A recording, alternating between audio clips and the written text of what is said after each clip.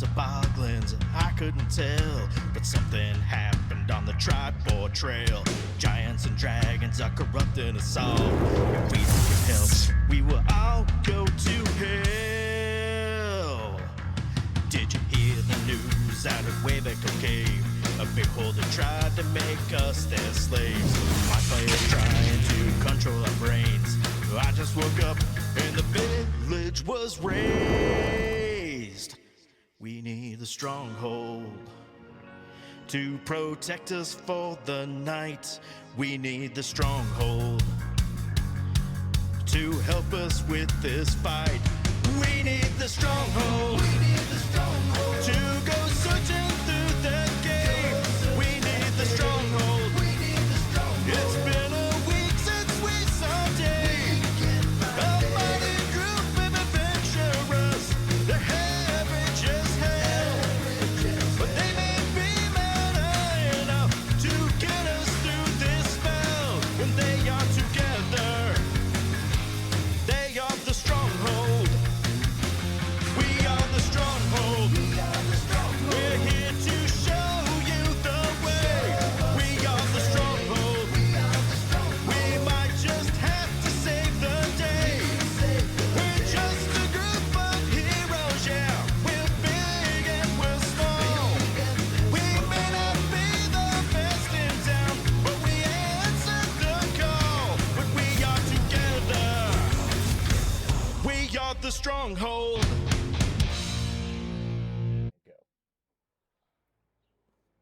On CSI Waterdeep, Noynek and the Revengers were in Orobar. Welcome back, everybody. We're gonna miss Gary today. He's in the fluids of the Tennessee. He's just being fluted right now. So Gary, if you're out there, many blessings of canoes and floaties upon you and your family, and sandbags. You're really good at digging sandbags, so good luck with that. Remember when we had to dig a sandbag to get into the defect? Okay, remember those back in the day rules. Anyways, welcome here for Sunday. Pete is hastily scrambling to come up with a session for us real fast, and I'm going to talk about 988, a mental health awareness and suicide awareness charity that we have ongoing throughout the year. It is a anonymous or you can call them and tell them all about yourself, but the bottom line is you can reach out to these folks and they will help you out of the dark space that you may be in. I think something I came up with a few weeks ago where you don't have to be at the darkest point to call these folks. Call them as a preventative measure if you're starting to feel blue or whatever, or maybe you just have never had someone to talk to before. Reach out to 988 and they can get you in touch with an assortment of specialized counselors for just about anything that you have going on in your life or you may be afflicted with. And if you don't have the money to donate, if you don't have the squanch, feel free to pack 45 minutes of your day this upcoming week. Maybe you're stuck in traffic, to reach out to someone you haven't talked to in a while, say, how you doing? And prepare to listen to them, and just hear them vent. You'll save a life. Also on charitable news this week, with Lord Gazumba's channel, we are starting up our St. Jude's Children's Research Hospital charity starting on the 20th through the 23rd of February. It is going to be a nonstop rolling into all of the stream team of Lord Gazumba, which we are so privileged to be a part of them. Darling Creep Show, Guild Superior, Folk and Myth. I'll be on Folk and Myth at 10 o'clock. I'm super psyched to be a part of that crew. Bleak and Miko are pretty awesome folks. I can't wait to play with those guys. But last year we raised $25,000 for St. Jude's Children's Research, and we want to break through that this year. I'll be returning as a DM for Storm King's Thunder while the party fights a Elder Brain. And just as a slight spoiler, it is the Undead Tumult. So regardless of whatever we do, there might be some undead, Pete, next week. So really dig into your mind of what kind of undead a Mind Flayer would have. And yeah, I worked through it, and there might be something there that's going to be super fun. We return Wednesday to Knights of Maelstrom, where they start their final boss. They're fighting Sarkothel in the Kraken. They're in the arena. Yep, and yep, Blandina is over there right now with a shocking face. They reached level 12, and they're in there. And they may have to close up a portal to the abyss, the back door to Demogorgon. So that should be fun. But do we have a Radoban tonight? Unfortunately, we don't. Okay. Yeah, we're going to be moving soon, so I'm not streaming until the new setup. Okay, and is there going to be a KR Paul author VR Monday or? I think I'm also you guys gonna have mentioned to that, and I was not yeah, listening. and we had Blandina Borg take that off the schedule Okay. until we get set up for the next one. But probably 3 weeks. I'd say 3 weeks. We're probably good to go again. Yep. Okay. Okay, one last thing, Pete, before I pass it off to you. GaryCon. I've got 2 sessions on Thursday and Friday, and it looks like one of the Gold Badgers already took one of the 6 slots. So there's 5 available if you're out there and you want to hang out with us in Lake Geneva. Smash the play button. And I'll be honest with you, if you just want to play with us, I don't give a shit if there's 12 people at the table. As long as there's room, we're all gonna hang out. Ask Skylar. Last year everybody just sat down and played anyway, so I'll make it work. Over to you, Pete. Okay, thank you very much. And as per normal, can everybody roll a d20, please? And we're going. I ain't got roll dice. We're going low. I got a perfect Stronghold D&D, Noinek and the Revengers. 18. 10. Ian. Nice. Okay, so what did you get, Tim? Because you look like you're not happy. 7. 7. Did anybody get lower than 7? Nope. No, Yeah. Tim, you're up. No, Recap, please, Tim. it's me. It's me. Oh, I have a 6. But again or Bork again? Yeah. No. Yes. I got a 6. Wait, Dear hold on. Sweet If I turn it around, it's a 9. That's not how it works. I know. Has it's a anybody ever 6. been subjective with the dot on the 6 or 9, by the way? I think I have before. Been like, it's a 9. Of course not. Let's see. Well, last session, we found ourselves still in contact with the front of Oral Bar and those sorcerers, and we promptly took care of those. But in the midst of that happening, those dudes started getting like pulled underground just from like tree roots that just like whoop whoop whoop. It was very strange. We were very confused, and that also happened to Wyrag. Huh? What? Huh? Everything good? My internet must have burped. Sorry. Oh, okay. So Wyrag got pulled underneath, and we're like, "What the f is going on here?" We all ended up going into the hole that Wyrag or Erag went into, and turned out there was a coven of hags downstairs under the earth. Oh my god, it was the coven of the Hollow Grip, was that correct, Pete? Yep. I can't remember. It was 2 weeks ago. So there was 3 hags, a sea hag, a green hag, and a black hag, or I don't remember what the other one was. Night hag. Night hag. Yeah. And you know, we tried to negotiate with them, and it was they were very weird. Bork ended up giving up his stars to free Erag from the clutches of the hags, and then we still Noinek decided to do Noinek things and just shoot daggers at the hags. So we fought the hags and nearly killed the night hag. Was it the sea hag or the green hag? One of them. And then Sea hag. the sea hag basically begged for us to not kill her, and she gave us information about let's see. She gave us information about there was a locket of somebody's mother's blood. Mine. There's I think. Yeah. and there was a potion that makes you huge for 24 hours. No, that's the And locket. then- Oh, that's what the locket. The does, locket, yeah. the locket is a potion of giant scripts. Yep. Gotcha. Yeah. And then Bork died at some point, and then as part of the negotiation, so Bork got two things happen to him.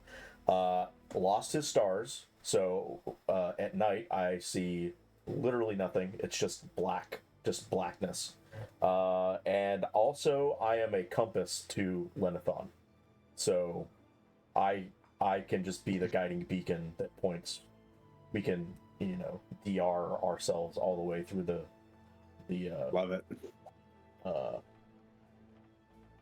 through the desert to get to Lenithon.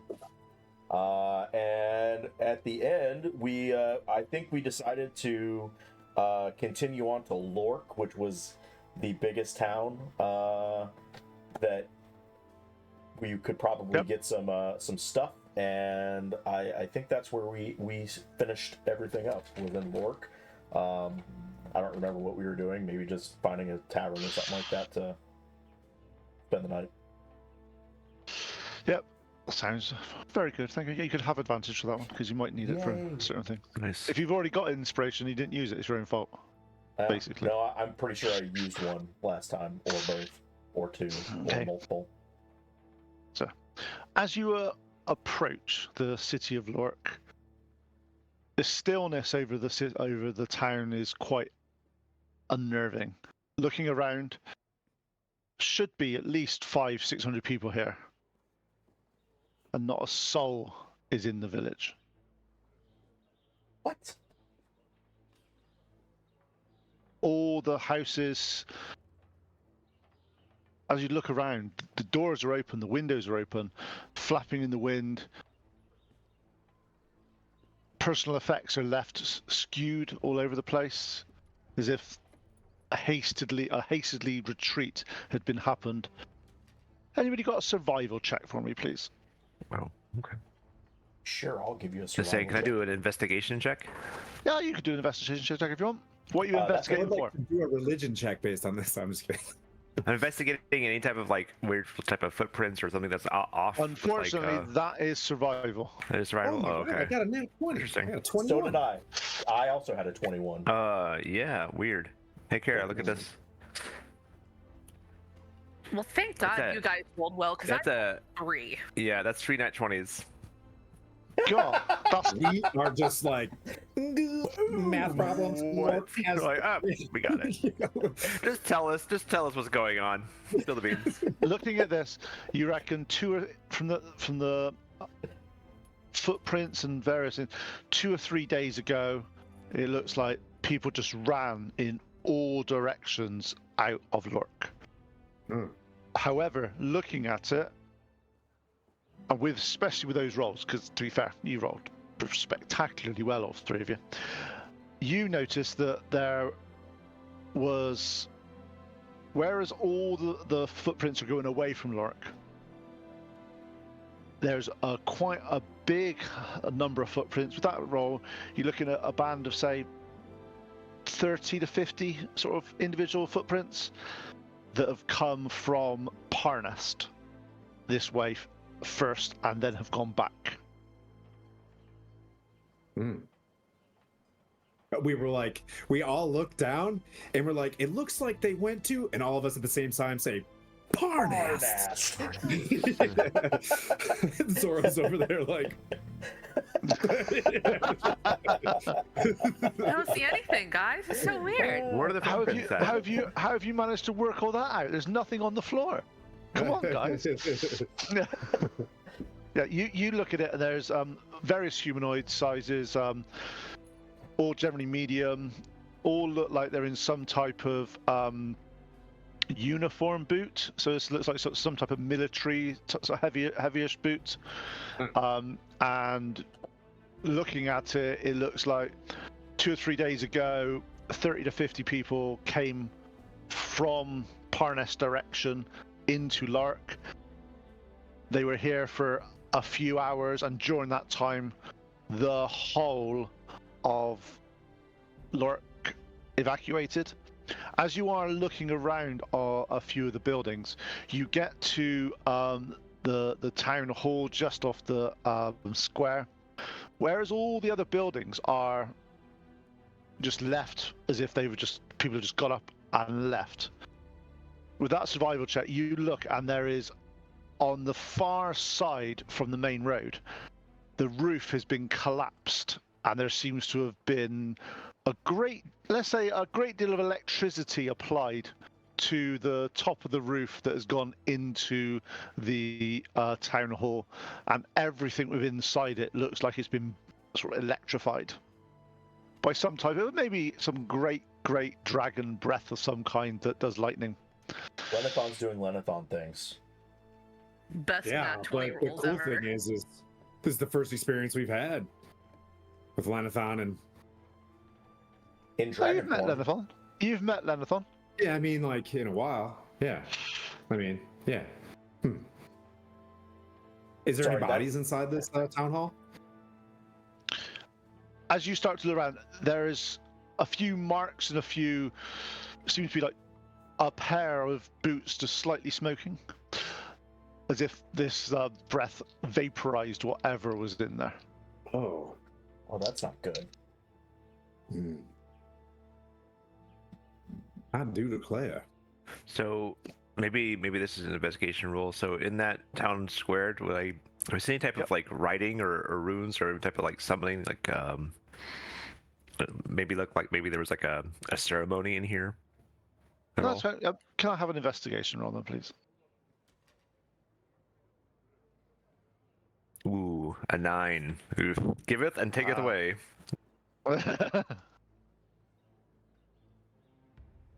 That's with a +7, by the way. I got a 2. Oh, so it wasn't 9 plus 7, it was... No, it was a 2, and it's 9 Oh, okay. altogether. Yeah, just check. Just want to know. Yeah, no, you're looking around. You guys are relaying this to me, right? Yeah, as you're looking around, Yeah. you're not seeing much. You're basically the eeriness of Lurk not being of no one here is kind of off-putting you a little bit when you're trying to look for more detail. But it's like, yeah, looking around you, it's like the strange thing is, you know that none of them came your way. You just come from from the west direction, and none of them were there, which you would think that would be the place that people would run to. That's the main. Well, It ran Let's just get where literally these all boots over are the headed. place. As if, imagine if someone in modern day, you dropped a grenade somewhere and the actual just shot went there. They've literally just gone. They've all ran. And you see them, and there's men, women, and children, all varying degrees of boots of different heaviness and stuff, as if they're carrying their sort of whatever they could carry. okay, so we're getting the sense that this was kind of a local military response to something bad happening. Yeah, maybe. Yep. Yeah, no, Okay. that's what. Yeah, you're not sure if the dragon attack and the military incursion in from Parnast are part of the same or not. But they're about an hour apart in terms of from those survival checks that you had. Yeah. You guys want to start boogieing it to follow the tracks? Should we? It's going west, right? I'll look at Bork, be like, are we going in the right direction? Going East. east. We're going east. East, I'm sorry. Should we gather some supplies while we're here? Since Well, Bork, we call that looting when there's during nobody these- here. Yeah, there's nobody here. Well, yeah, it's still I'm looting. not harming anybody. It's still, I I look am over not to currently harming any person that is in this area, Sir Timothy. I think we'll be fine. Sir Timothy, I'm talking about food. I'm talking about food and stuff. yes. If there's That's food here, CVS in the flood. Still looting. Just Sir Tim, do you need food? Zora, do you need food? Pleat, do you need some birdseed? I'm sure there's some around here. Hey, I don't need birdseed. Well, depends. take what we need to survive. That's might what eat I'm some. talking about, Sir Tim. As You Bork's managed got a family photo off a wall of some house. Like, no, you can't eat the candelabra. Like, As you're walking around the main square, you do find the local store, and you are able to sort of, as you go in, most of the goods have been ransacked as if they took what they could as they left. However, you do find a few sort of hardtack and sort of elven bread underneath the thing, so you've got enough for like 3 or 4 days worth of food. I asked See, Pleep to put a couple coins down on the countertop to offset what we've taken, and look at Sir Tim and go, look, we're kind of paying for it. It's okay. Yeah. And I want to discuss, the ethics of looting as we're taking and we're eating. I'm like, yes, I mean, still by definition. As I'm like stuffing my face.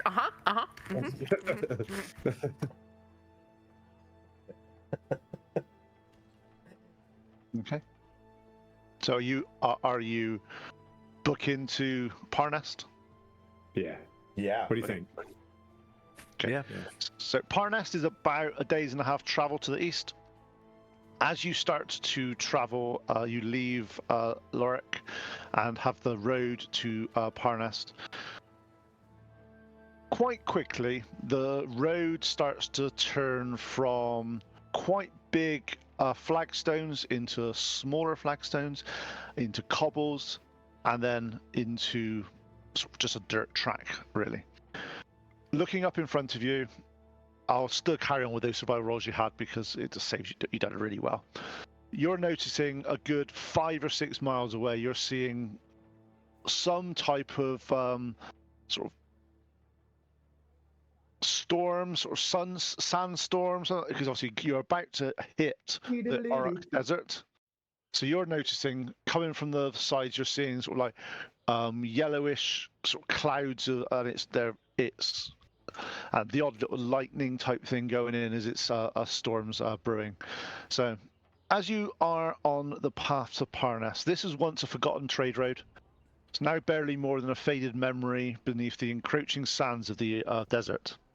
What little remains of the cobblestone road is cracked and uneven, its ancient stones swallowed inch by relentless wind.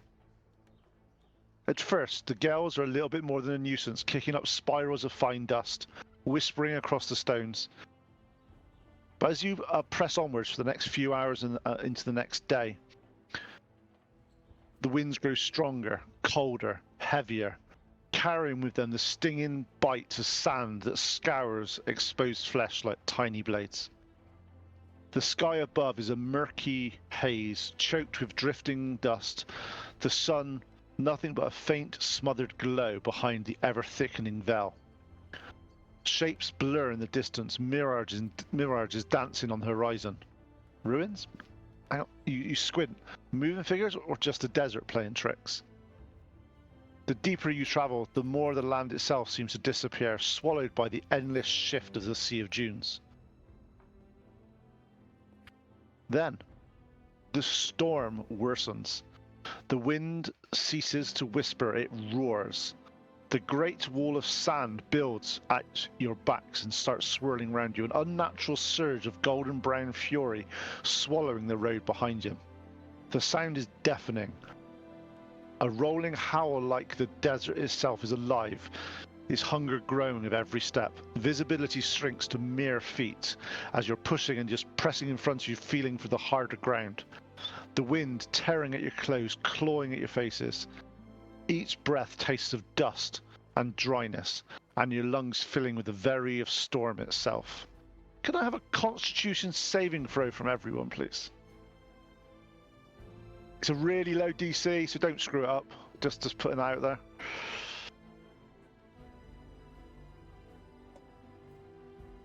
$15. Yep, cool. 17. Cool. Yep, cool. You're all fine. Tim, I'm here. roll a Constitution saving throw, please. Ooh, not bad. Sorry, my dust clouds didn't dry, unfortunately. That's fine. Don't worry. So as you're managing to keep your eyes squinted enough, your hand over your mouth to stop the majority of the sand getting in. 18. Nice. Suddenly, the road is gone, only the storm remains. After a few hours of slowly pushing forward and ensuring that with just the feel of the road underneath your feet, then as if stepping through a threshold, the winds suddenly lessen, the worst of the storm behind you, the party emerges, their clothes caked in fine grit, eyes stinging, ears still ringing from the shrieking winds. Through the thinning sand, they finally see a village. As you approach, there's a sign that says, hang on, there's my little sign thing. Welcome to Parnast, shelter for the wary.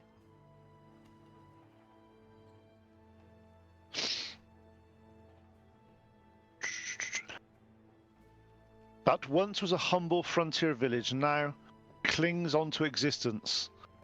Its wooden buildings half buried in creeping dunes, their roofs barely visible over the rising sands, and structures are weather-worn and leaning, their timbers bleached by the sun and time, their windows shuttered against the storm's fury. The main street is eerily empty, save for the fluttering remnants of abandoned cloth awnings, torn apart and flapping in the wind. No voices call out. No merchants peddle wares. The only movement comes from cloaked figures hurrying between buildings. Their faces are completely wrapped in thick scarves, eyes barely visible beneath the layers of cloth. There's no greeting. There's no curiosity. The people of Parnast do not stop to speak, and they do not make eye contact. They are rushing between them, not paying you any attention at all. They simply move quickly, heads low, their hunched postures more... Actually, can I have a bit of insight check from you guys, please? Oh, I'm out of luck. Ooh, Uno. I got an 18. Oh, nice. Oh, I Zora rolled knows 19, what's so I going have on. 18 I got a 4. for once. That's brilliant. You've all got the exact opposites you did last time. You've got, you're like, you know what? Oh, I'm doing it. Yeah. And Zora's like, what? Zora, How did you guys not know? you notice that looking at their body language, they're not just keeping their heads down and keeping their head covered for the storm. They seem to be doing it out of fear of being seen or fear of being overheard. I'm not sure, but there's definitely some sort of fear in the air. From somewhere in the They're distance, scared. yeah. So somewhere in the distance, you hear heavy sounds of boots crunching through sand. A patrol, clad in dark, dusted armor, their insignias but just barely visible beneath the grime. They watch you, looking over ominously, and their hands resting lightly on their weapons. Beyond them, an observatory looms, rising above the rest of the buildings, its bronze domed streaked with rust, half buried by the endless desert's winds.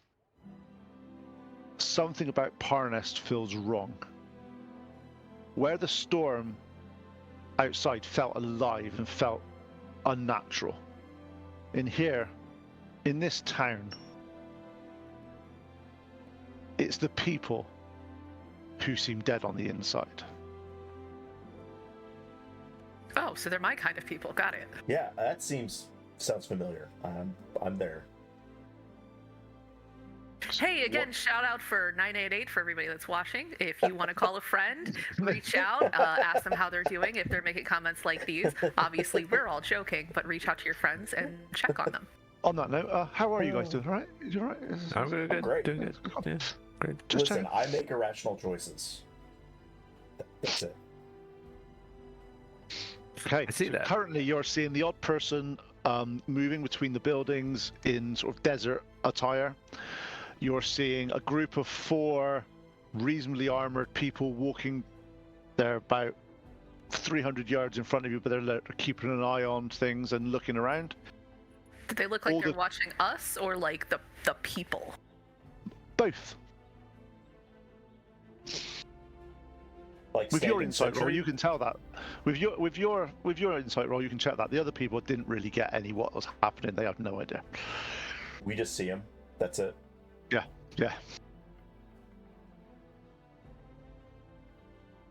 Well, should I go talk to him? We might as well see what's going on.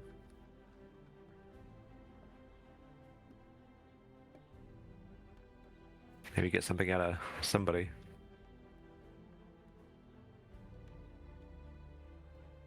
Two seconds.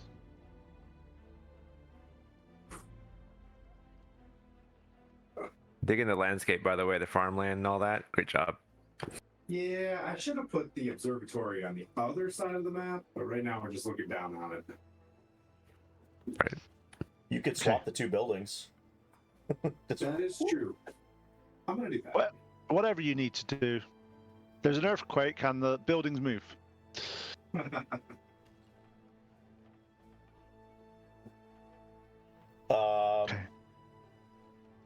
Okay. The guards in Parnast are wearing dark, sand-blasted armor, their cloaks stiff with dust, their faces obscured by thick scarves. As you are approaching, one of the guards, in a hoity voice, goes, "You're new? That means you're either lost your way in the storm or you have built business here. What is it?" Well, we're just passing through, really. But we expected a bit more here in Parnast. What has happened here? We're on the edge of the desert. The desert likes to consume all. This happens on a regular basis. We've just come from Lork, and it looks like they've been attacked or something. Do you know what happened to the fair people there? He looks at you and sort of goes, and just stares through you, and goes, "What happens in Lork is up to them. It's not here. I have no control over that." Well, I didn't say you had control over, but do you know what happened? But he just shrugs, as if he doesn't give a flying. I didn't ask if you cared. I'm just asking if you know what happened. If you're passing through, pass through. Whoa. Okay. Moving on then. Yeah. Anyone have a truth circle? I'm just kidding. You can do an insight check if you want. Yeah, I Alright. mean, I'll Insight check. nat 20, 23. No. Cool. He is lying through his teeth. He knows exactly what happened. He just doesn't want to tell you.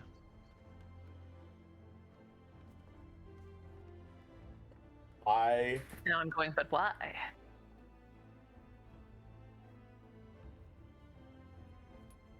I'm gonna get up right in his face, cross my arms, and go, "Listen, buckaroo, I know for a fact that you're lying to me, and you're gonna tell me literally everything that you know about what happened in Lork, and I'm gonna use persuasion to the best of To my get up in his ability." face, Zora has to like grab him by his little body and Yeah, pick me hoist up him and up just and hold him. hold him. So like Zora is here and she's like over the shoulder.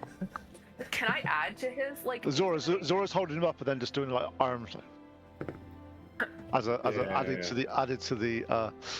And that's a Can I also roll 23 for persuasion or persuasion. intimidation? He looks at you, looks like he's about to say something.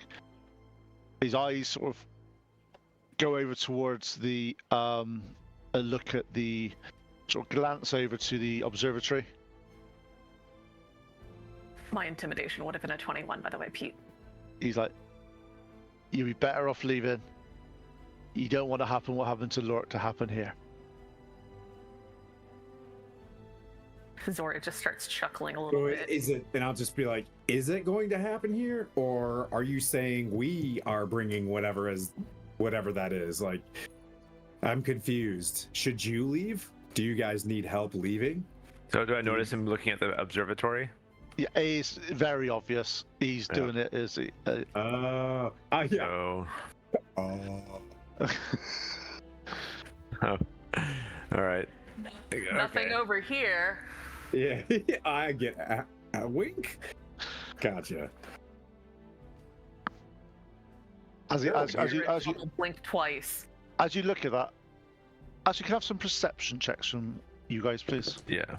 Can do. That's a 9. 7. Same 9. I think Okay, so that's an 11. So, what did This you all is get like again? the Sorry. PIO of being able to figure out what's going on. Okay, you guys, you notice that with all the dust and all the various things on their sort of insignia side of their gear, there seems to be you're making it out as some type of dragon claw with eyes, but it's got sand all over it. You're not really picking up what it is. When with your rolls, unfortunately, what rolls did you get again? Sorry, it wasn't particularly high, was it? 9 7s. 11. Yeah. And So you sort of you saw some like a claw with some eyes, and doesn't really sort of. But it mean does look much. friendly. You know He's what I mean? not. Like, He's not dragon. friendly. yeah. He's not friendly. No. I'll pick a dust booger out of my nose and snot rocket on the ground and be like, Zora, you want to go knock on this door? Yes, I do. Observatory. Yeah. I can't spell observatory, but I can knock on the door. Don't go knock on my door. So you're approaching the observatory, are you? We're approaching the Yes. observatory. Okay. As you approach the observatory in Parnast, the unnatural storm is raging around Parnast, turning the sky into swirls. To be honest, these are like the starting what nightmares start on this inside there. The wind howls are like dying spirits, sending torrents of fine grit lashing against your exposed skin. The observatory, here we go. Yep. So the observatory stands half buried in windblown sand, its bronze dome scoured dull by the storm's fury. The outer walls are etched with faint draconic sigils, barely visible beneath the layers of dust. The heavy wooden door is slightly ajar, creaking as the wind, as if it's been not fully secured. Inside the room, as you enter, is eerily silent except for the wind's muffled howls, swirling fine sand across the stone floor. Bookshelves have been ransacked, scrolls scattered haphazardly, some pages half burned in a cold brazier.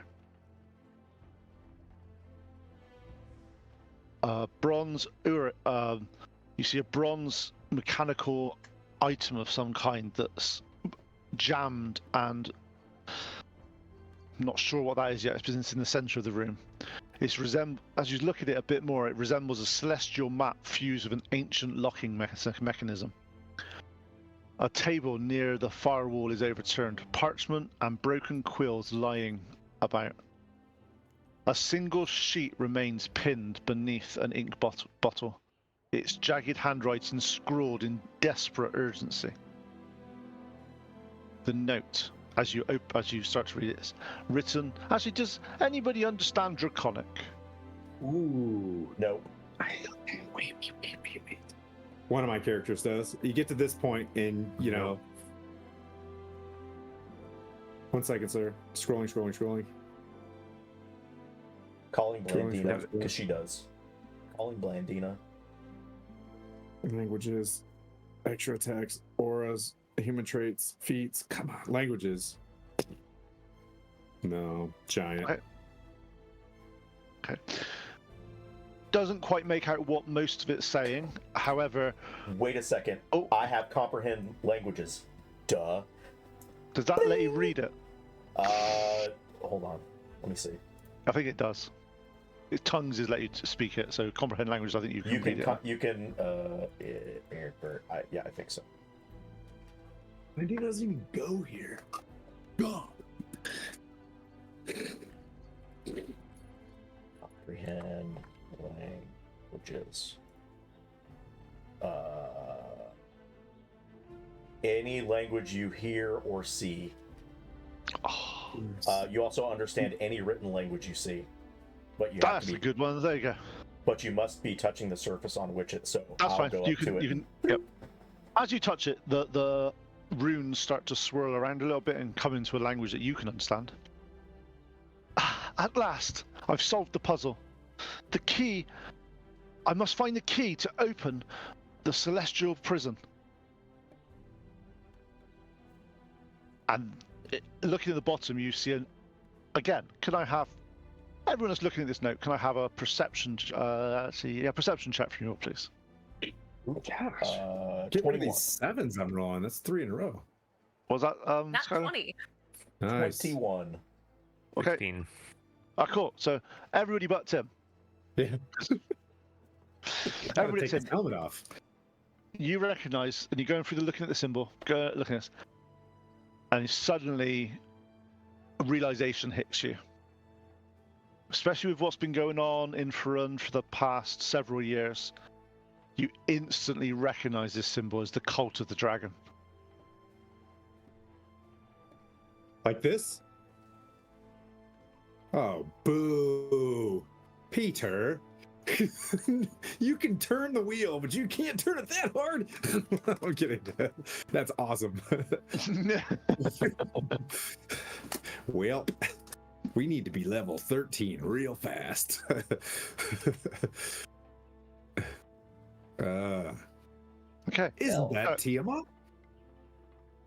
Wait, I don't know. I'm the one that doesn't know, right? You don't know, yeah. I just put my hand on it and be like, 5. Didn't Tiamat was just defeated, right? That was like a year or so ago, roughly. Actually, no, about half a year ago. No, it literally just happened, didn't it? Yeah, we're at 100 days, so yeah.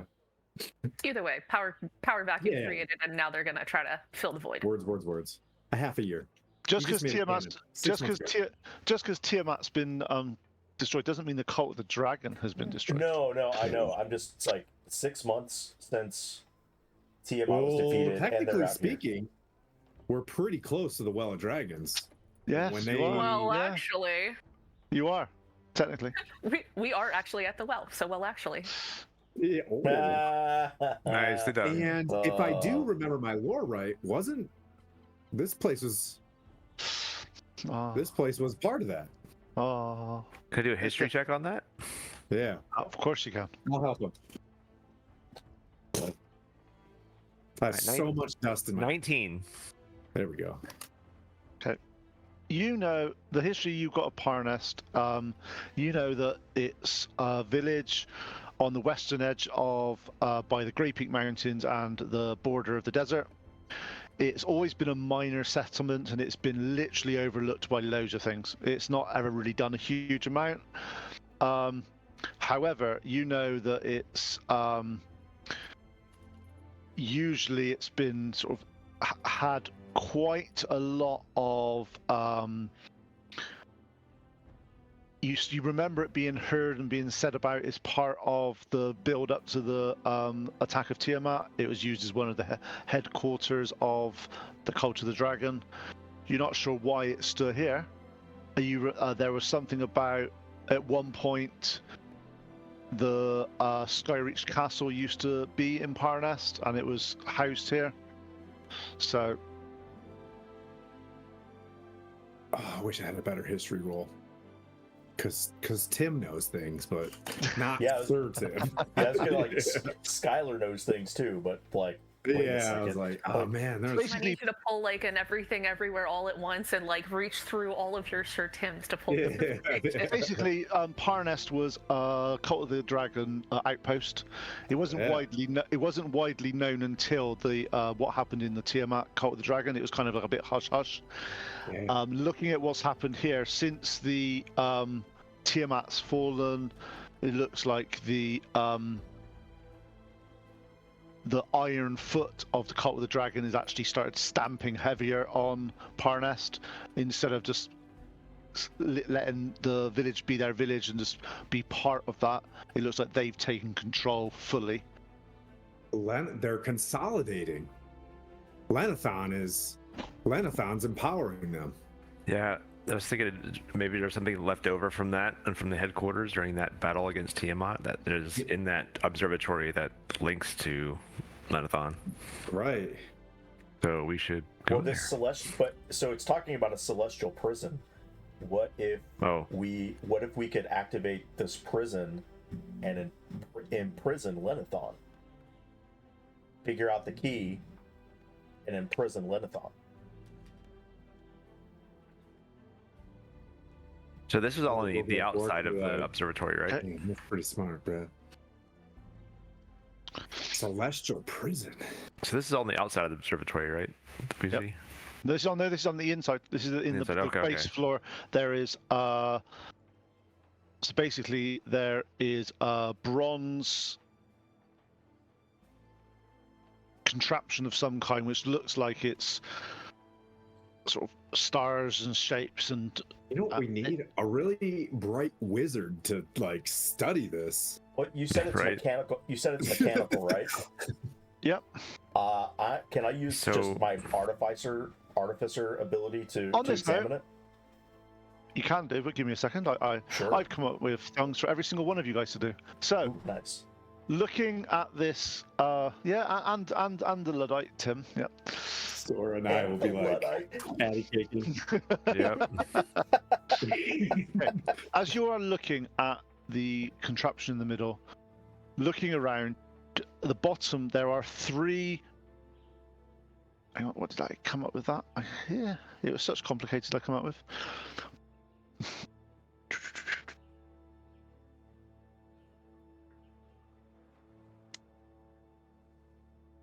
Seconds. Yes.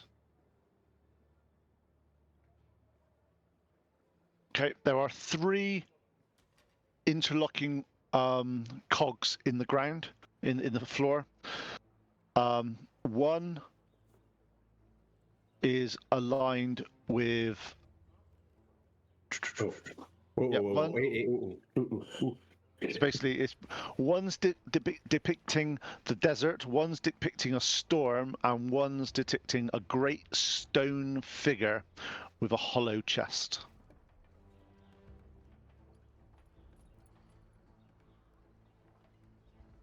These are. Said these are images carved. Runes? There's cogs in the Oh, in the cogs. ground that all like So sort of there's joined together. a storm, A desert, a storm, and a Desert. great stone figure. And the cogs can move? Yeah, you look at them; they look free moving. And this observatory has just been chilling in this town. So like any kid could just walk in here and just start moving this around? It looks as if, because from it looks as if whoever was doing the research here found the way of fixing this and literally yeah. left. So abandoned it as soon as he got Alright. the. Does it look like the cog wheel in some way has been turned to the storm version? Or like the wheel is pointing at the storm? Give me an intelligence check, Zora. Oh god, I'm too stupid for that. I'm a minus try. 1. I'm just got a eating 14. Doritos really loud while this is happening. Yeah. When you look at it from the ground, storm is actually way away. It's not touching the center of it at all. As if what it looks like is someone's come here, fixed, they've solved the puzzle, they've figured out what they need to do, and they've just like randomized the puzzle in some way to get the hell out of here. So the puzzle is Right. currently not. Can I, as a ritual, can I do a detect magic to see if there's anything around it? Okay, so let me do. Where is that? So actually, from first of all, let me go through. I've got a couple of things to do. So you're giving me a. So you cast detect magic. Takes you 10 minutes whilst you're doing that. Is anybody doing anything else? Want to look at anything? I'm going to inspect this as an artificer while he's doing his ritual and just looking at everything to see, if I can, learn the inner workings of this thing from a mechanical standpoint. Yeah, I want if to be that careful, gives like me- not to trigger any possible like traps spell-wise or mess with anything. So don't touch anything. Just observe. Okay. Yep. So as you are looking at it a little bit Tim, you've looked. You're looking a bit confused, mate. No, this is my light bulb moment. I would like to go to the observatory part of the observatory and look into the eyepiece. We'll do that in a second. Okay. Carry on. Okay, so Bork, as you are paying a bit more attention to this, you realise that this center piece is, and I can't pronounce this, so let me see if it's a orrery, O-R-R-E-R-Y. Orrery, yeah. Orrery. So as you're looking at it, it looks like it's some celestial map of various things with stars. With you can see these stars are not in the sky before you say anything. So stars, there's planets, and there's it looks like there's, as you're looking at this in a little bit more detail, could I have probably an Arcana check from you? Because there's no mechanical check in 18. Nice. Okay. Okay, so you start to look at this, and you see, you're like, yeah, this is definitely this is amazing. As you're looking at it, you're like, this is a celestial. Oh, it's really good. And as you start to move the dials, looking around, you notice, because you're able to also read Draconic, you see that you written in Draconic on one of the cogs is the Titan's pulse aligns when the three forces meet: flame, sky, and storm. Flame, sky, and storm. Say that again. The Titan's pulse aligns when the three forces meet. With your role, you're getting that.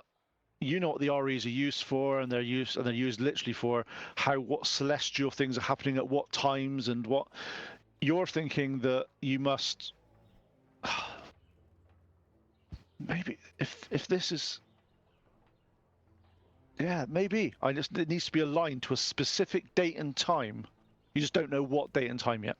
You just know that it's got to be aligned in some way for that to happen. But you know of using these things in other places and smaller versions, that there's thousands of combinations of these things. It's not something that it's, unless you know what you're looking for and how to set it, it can be a wild goose case. But you are looking at that. That's fine. Okay. As we do that, next person, Pleep. You were detecting magic and going through things on that. Could I have an Arcana check from you as well, please?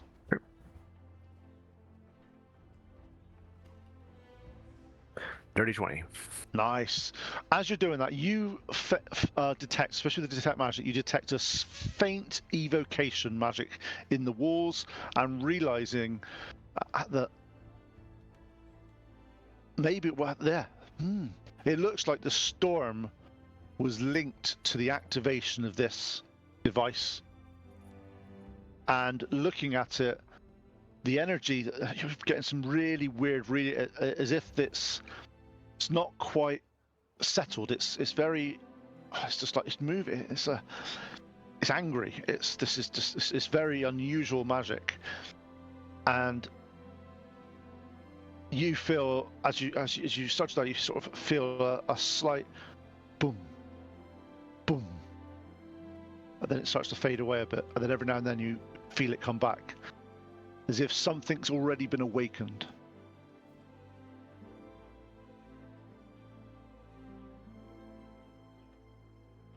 Okay, Tim, you go up and you have a look out of the telescope, and you go like, where you are, where it's pointing at the moment is somewhere deep within the desert, and with the storm that's going around at the moment, all you can see is swirls and dust. It doesn't. Does it look like it was utilized in the during this time period? That's all I want to know. Like, okay, give me an investigation check, please. Okay. With a -1, that's a 1. So I literally hit and I twist everything on it and jack up, like, and it just turns. The last time this moved was about 2 seconds ago when you touched it. But prior to that, unfortunately, you don't know. Stupid.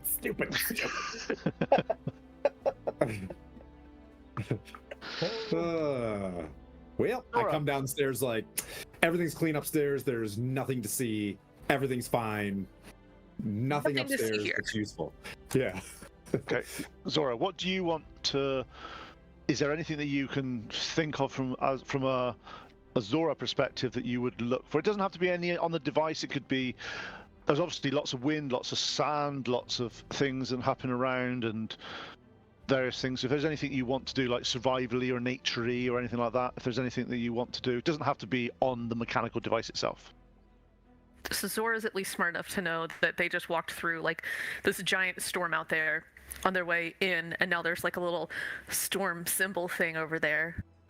So she would like to kind of look around the rest of the room and look and see if there's anything else that matches perhaps the like storm symbology, or anything else that would indicate like a trap or something else that's gonna get us.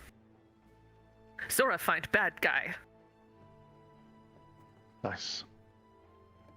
Okay, as you are moving things around, could I have, because you're looking for something specific, have an investigation roll from you, please?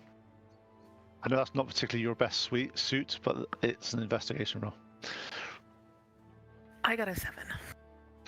Yeah, you're working around, you're going through some papers, you're like, I see nothing with a storm on it. So, no, I found nothing storm-related in this paper. I don't even know how the hell did anyone solve this? There's nothing on here. That doesn't make anything. Okay, back to the start of the round. It's going to Pleep, because Pleep did it. So Pleep, you've got your first little thing, you know it's magical, you know it's there. Is there anything else you want to the look storm at? was linked to the activation of the device. The energy's not quite settled, so the energy's also has been like awakened, like it's a pulse, and it subsides and then pulses again. And what does that imply to you, a pulse like that? Like a heartbeat, right? Yeah. Ding. So the heart of it. Can I identify where that's coming from?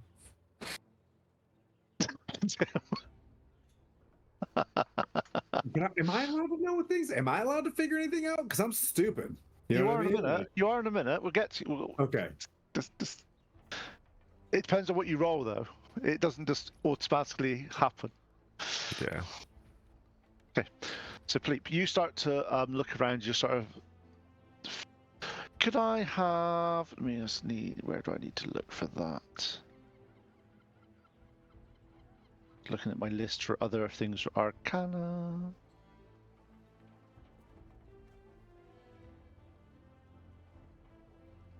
Okay. As you are looking around, you're sort of your detect magic lasts for quite a while. Anyway, so you're keying in, and on the orrery is you've got multiple sort of lenses and stuff, and you start moving things, trying to see what happens. When you align them, just in a, you overlap some of the viewing devices. A brief image of a colossal humanoid silhouetted beneath the sands, its chest faintly pulsing in this, and it's the same sort of as you felt before. And then as you're trying to concentrate and move it in a bit more, the image just fades, and whatever you do, it just doesn't seem to want to come back. So on that item, so you said it's like a vial, you said? Now there's basically it's an orrery, so it's got lots and lots of layers of mechanical devices, and there's sort of like various lenses on arms that you can move over and look through things. And as you're moving them, and to be honest, you don't know what you're doing on this because it's just moving stuff. But as you move two of the lenses over each other, you get a glimpse of a colossal humanoid silhouette beneath the sands, and its chest faintly pulsing. Okay, I want to get that, but I can't like grab it or take it. No, and then once you've got that image, then it just vanishes, and you can't seem to tune it back in to see what it was. Let the group know what I found, what I saw, but I can't seem to find it again. It has something to do with the that stone figure that's in the observatory that's missing, with the an empty space. Aren't we all, stone figure? Aren't we all? Aren't we all? Bork, over to you. What do you want to do? Is it just by looking at like can we tell like the last time, aside from Leap, moving this? Can we tell how long it's been since it was last like jumbled up? Can I have a survival check from you, please, or investigation? You can pick. 22 investigation. You reckon no longer than a day ago? Okay, so from that, can I deduce where, like from like the dust patterns in the cogs, where the cogs met up to from the last alignment? True sex. If that makes Ooh. does that make sense? Oh yeah. You're gonna. Ooh. Can I cast on? Like, can I cast a? Do I have guidance? Come on, Tim. Do something useful. Basically, like reverse engineering through through the mechanical purposes. I think I have guidance. As you're looking for it, doesn't. It's been moved in the time, but you look at it and where this is, it looks as if the person just randomized it when he left. So trying to piece it back to it's like having like a puzzle with 3 things and people just spin the thing and just go, now it's your turn type thing. Trying to figure it out is not as straightforward as trying to find where the sand's gone, unfortunately. It looks like it was purposely randomized before you got a day before you got here. Gotcha. Okay, Tim. Maybe What I'll do you want to cast look at? Might? I don't know. That's my. Yeah. I just want to encourage them. I'm like, you guys got this. You guys. And I'll like, even like I just like DM'd Sam. I'll be like, the heart goes in the figure, and everybody already knows that. Okay, can I have a religion check from you, Timothy, please? Okay, I can do that. I'm real good at religion. Another 7? Come on, dog. Come on. That's a Okay. 10. I'm having a bad day. I got sand in my crack. Have you ever wore a full plate mail with sand everywhere? I'm just not feeling it. I got itchies everywhere. Itchies. Okay. Can I? Yeah, impressive. unfortunately, you don't. Yeah. You don't find I'm much. okay with this. I'm okay. Okay, With so this. Tim's looking around trying to figure out. Zora. Oh man, both Zora and Kara are too dumb for this today. So I'm watching Tim like look at it and just it's buffering, and I'm kind Yeah. of like doing the same face. I'm trying to think of something that would be like survival and not investigation.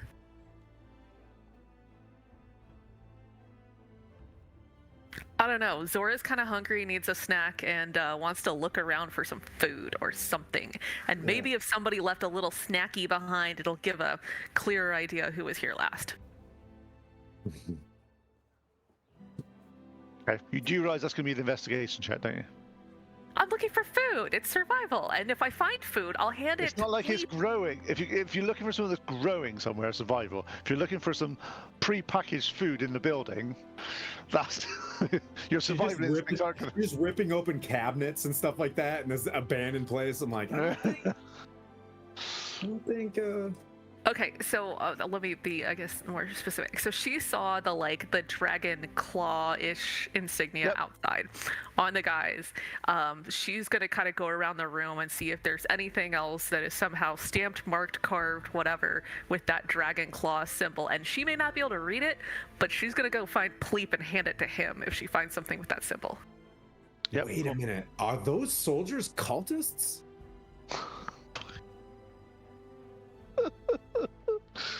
Yes. Yes, they did Tim are. just get that? I say that like out loud to everybody. I'm like, oh. Did you forget to turn on your detect evil today or something, Sir Timothy? It's not I'll be right prepared. back. Well, I'll be Not right prepared back. in the spell book. I got turned out like. I rolled well, a it looks like 13, Pete. the old Sir Timothy's back. Oh no. You should go up and ask him if he is. Oh no! Oh no! Maybe befriend no. him. Excuse me, sir. Have you found the cult of the dragon? Yeah, shoot. Okay, 2 seconds. As you're looking around, you do find some. You do find, as you're moving stuff around, moving some of the sand around the a circle that's around this central orrery. In Draconic, you obviously get Bork to come over and sort of go, "Oi, what's this? What's this?" And what you see around it is the following. You read, Skyborn. Work reads to me. Yeah, Skyborn, be bound. Breathborn, be tamed. As the Titans fell, so too shall your wings of ruin. Say it again. Skyborn, be bound. Breathborn, be tamed. As the Titans fell, so too shall the wings of ruin. The winds of ruin? Wings. Wings of ruin. Flappy, flappy wings. Yep. So So, like, if the Titans are up, then the wings of ruin are up? no. So if they I got just- a Titan back to life, then we are in trouble? No, I just realized something. Pleep, you felt a heartbeat, a pulse. Yep. Pulse. One of the. This one cog says the Titan's pulse aligns when flame, sky, and storm align. If we align those three, then that pulse should or would potentially activate that. I think the pulse that you're experiencing and the pulse that this is referring to are the same thing. And it's All right, possibly let's try it. the Titan's pulse. Yep. As you start to look at this and you start to move things round, you get the 3 pictures in, and you hear a as they slowly sink into the ground about an inch. At that point, the broken orrery that has been really hard to move before suddenly seems to sort of break into life, and you're able to move things around just it's as if it's suddenly been oiled by a master clockwork. Nothing seems to be happening at the moment, but now the orrery is actually able to be moved. What do you think is the next? And that's with the flame, sky, and storm things aligned. Yep. So the ground, the 3 ground ones click into place. The orrery now is able to be moved. I want to move it to where I saw it when I first saw the Titans figure when the energy was pulsing, when it had like the figure with like the open the empty chest. Yeah, you start moving things around, trying to get it back to there. Nothing seems to work. Nothing seems to activate.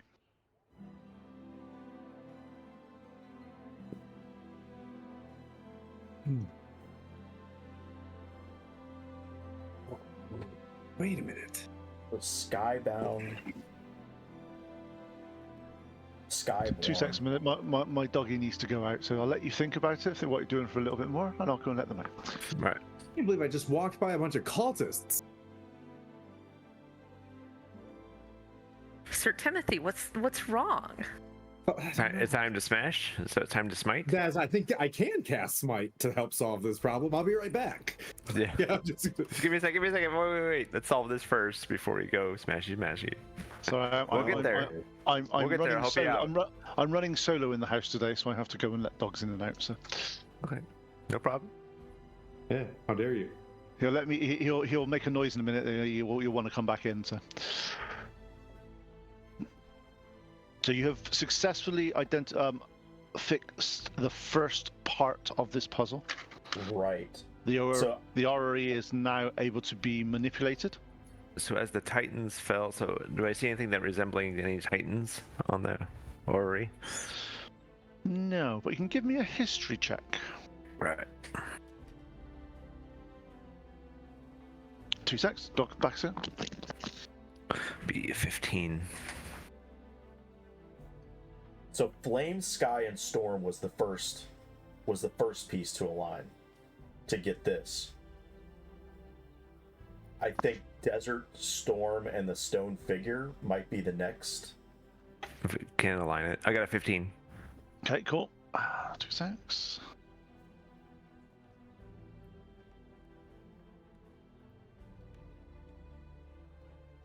Right. As you're going through this, looking through with your history, you, especially being from an arcane perspective, you remember something that was when you were being taught at magical school about how the Auric, make sure I get this name right because I will get it completely wrong otherwise, how the desert was formed thousands of years ago. You know that it was done in the many long time ago. There was basically in the Netheril Empire, which is basically in Forgotten Realms world. It's like where literally magic they were gods. Basically, they could do what they want. They had magic that far outstripped what mortals can do these days. And you know that this desert was called Carus's Folly, which is Karsus Folly, which basically which was part of the cataclysmic event which destroyed the Netheril Empire. It was always a bit of a myth, to be honest, it sounded a little bit far-fetched when you heard about this in magic school. But you know that this desert was created, or apparently created, by Carus as he was dealing with the fallout of the Netheril Empire. And you know, myth and legend says that there was a stone golem that he empowered to create the desert. And when he died, he didn't tell the golem to stop. So the golem kept going and going and going until the desert was actually created. That's why it's in a massive expanse of wilderness, which a lot of people don't go in. But it's like, does that mean that golem is that what they're relating to this colossal thing underneath the sands? Gotcha. If that's the case, you start to look through and you remember in some of the stuff around there was star charts, there was various things. So where the orrery, it's got to be set to a date of some kind. What date do you set this to? During that, when the what do you call it? Because I try to remember when when the curses, when they were trying to destroy the Netheril Empire, to that date. I remember when that happened, when that occurred. Yeah, 2 seconds. As you start to sort of go through, kind of intelligence roll for me, please. It's not Arcana. This is more of a do you remember? Do you?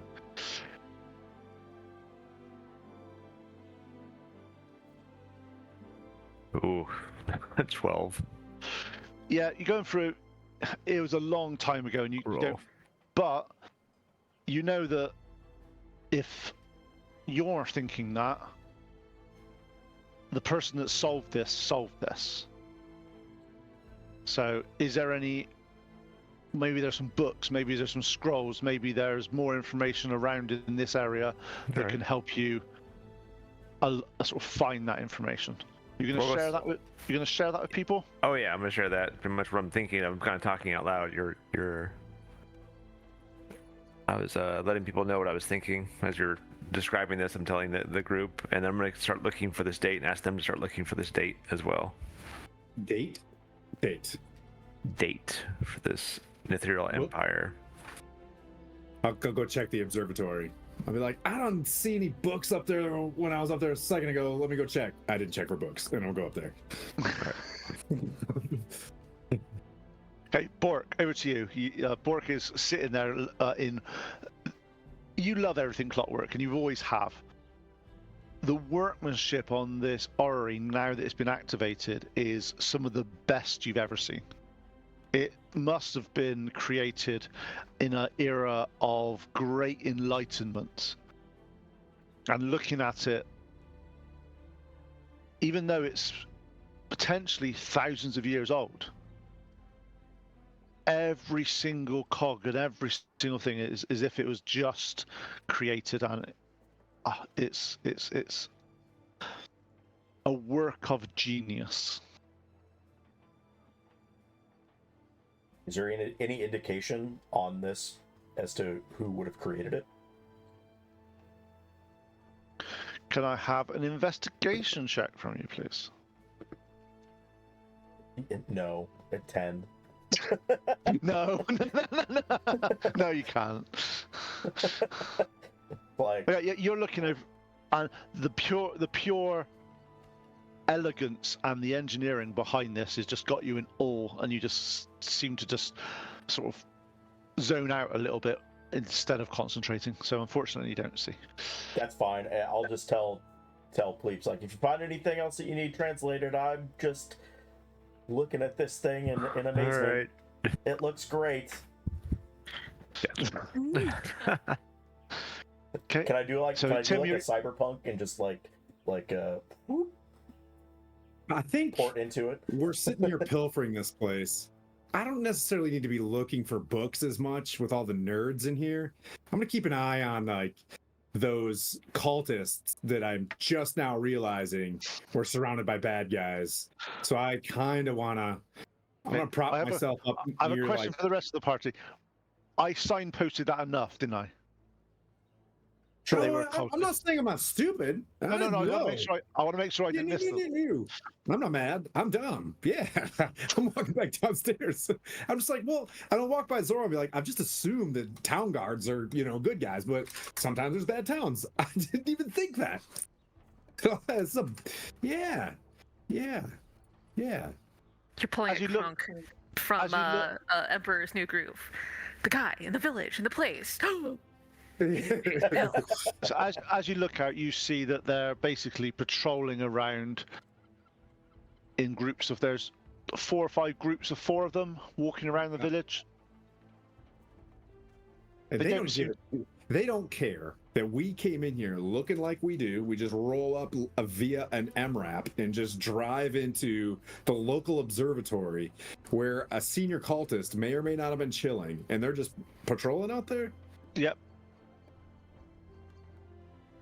Yeah, Sam, you went Pleep. Yeah, I'm like, something's up.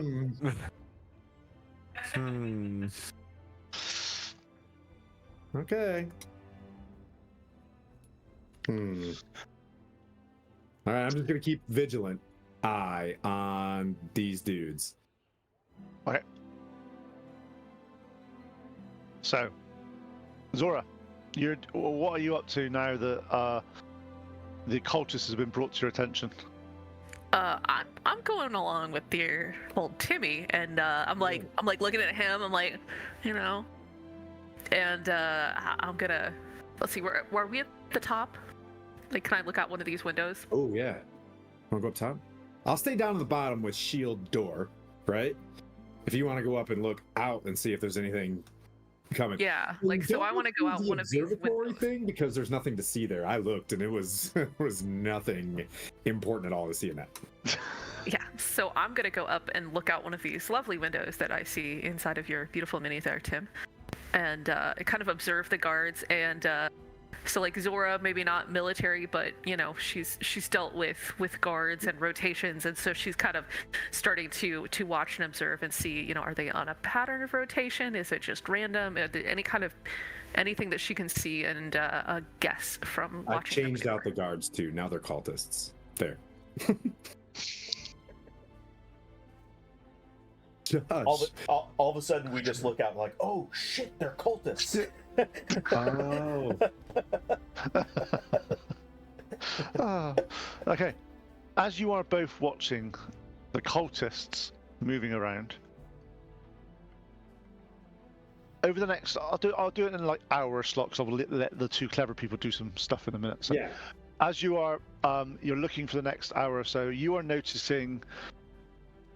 I'm pretty sure when you first started looking at this, there was like 4 or 5 groups of them. Now you only see 2 groups of them.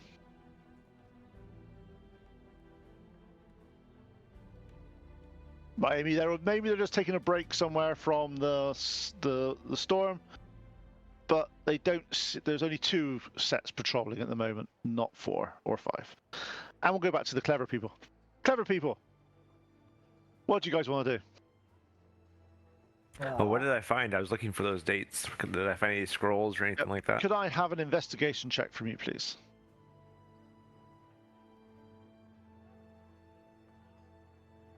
Hmm.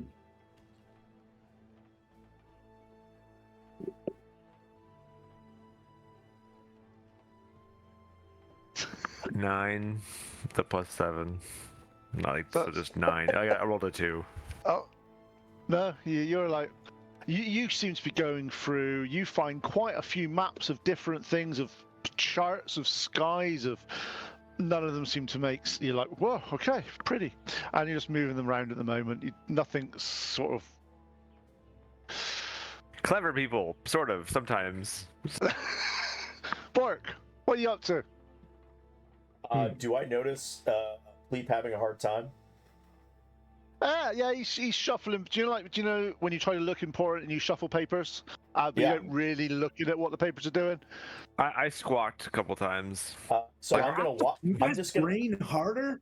I'm gonna We're walk running out of over time. and just watch all the papers as he fumbles around with them, and just like a scanner, and I'm just gonna scan them as he's fumbling through them.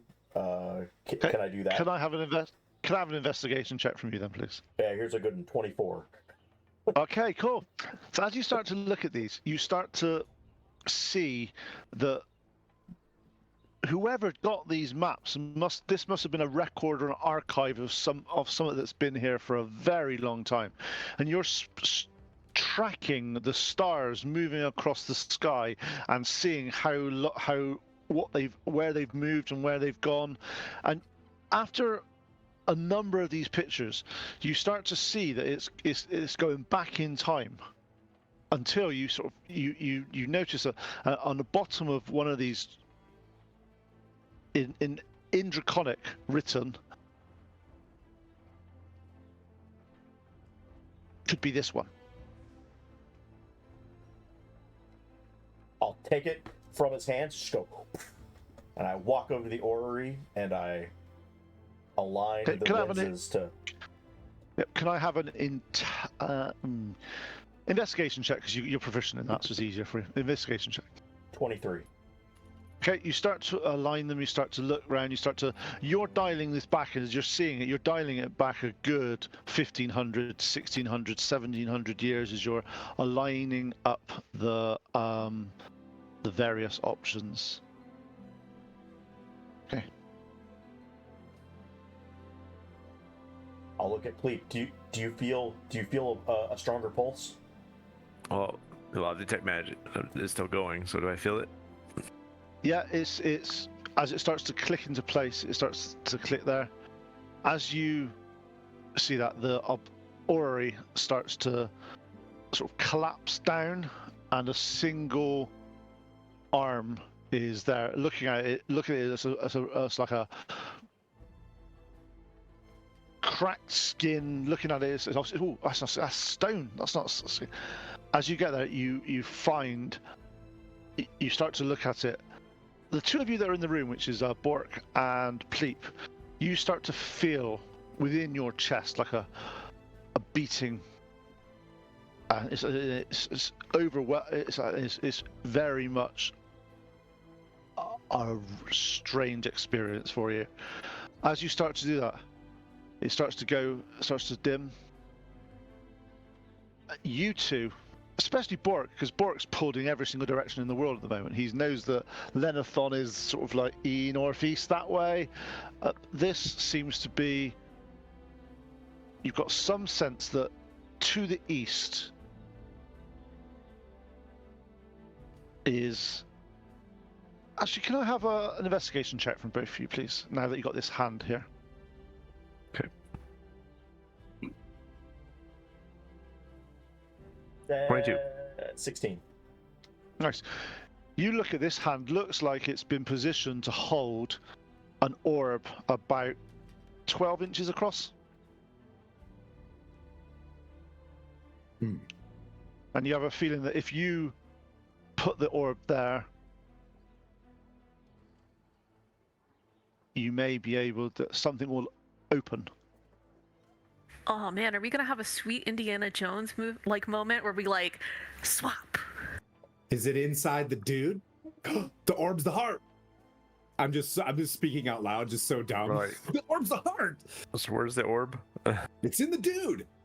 Is it in the dude? Was it in We the gotta dude? find the dude. Can Who's we the locate dude? object? Who's the dude? You guys can scry. Is there enough to The scry? great stone figure, is that what you're referring to? Yep. Okay. The heart of the Titan is in the fart of stone. the Titan. The stone golem is powering the stone golem that created the Arok Desert.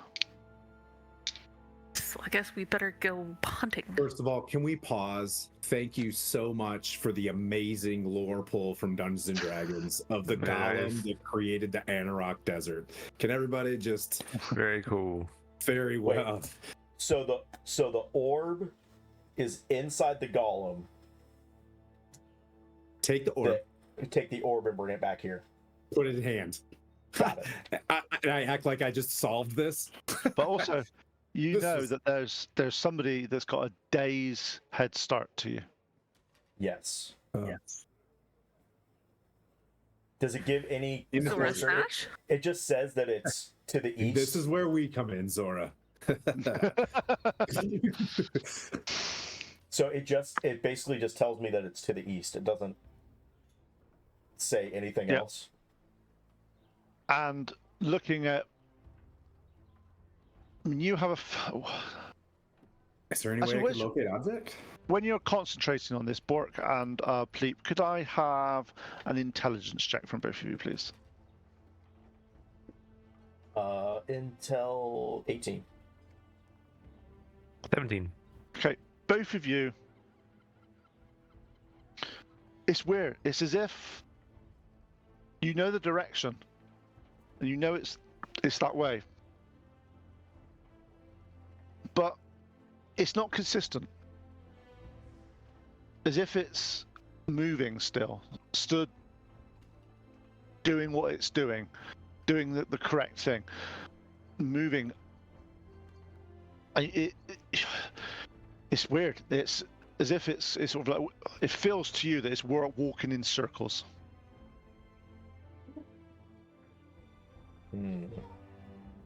Does it have like a hair pick? We ain't found shit. Spaceballs? Nobody? All right, sorry.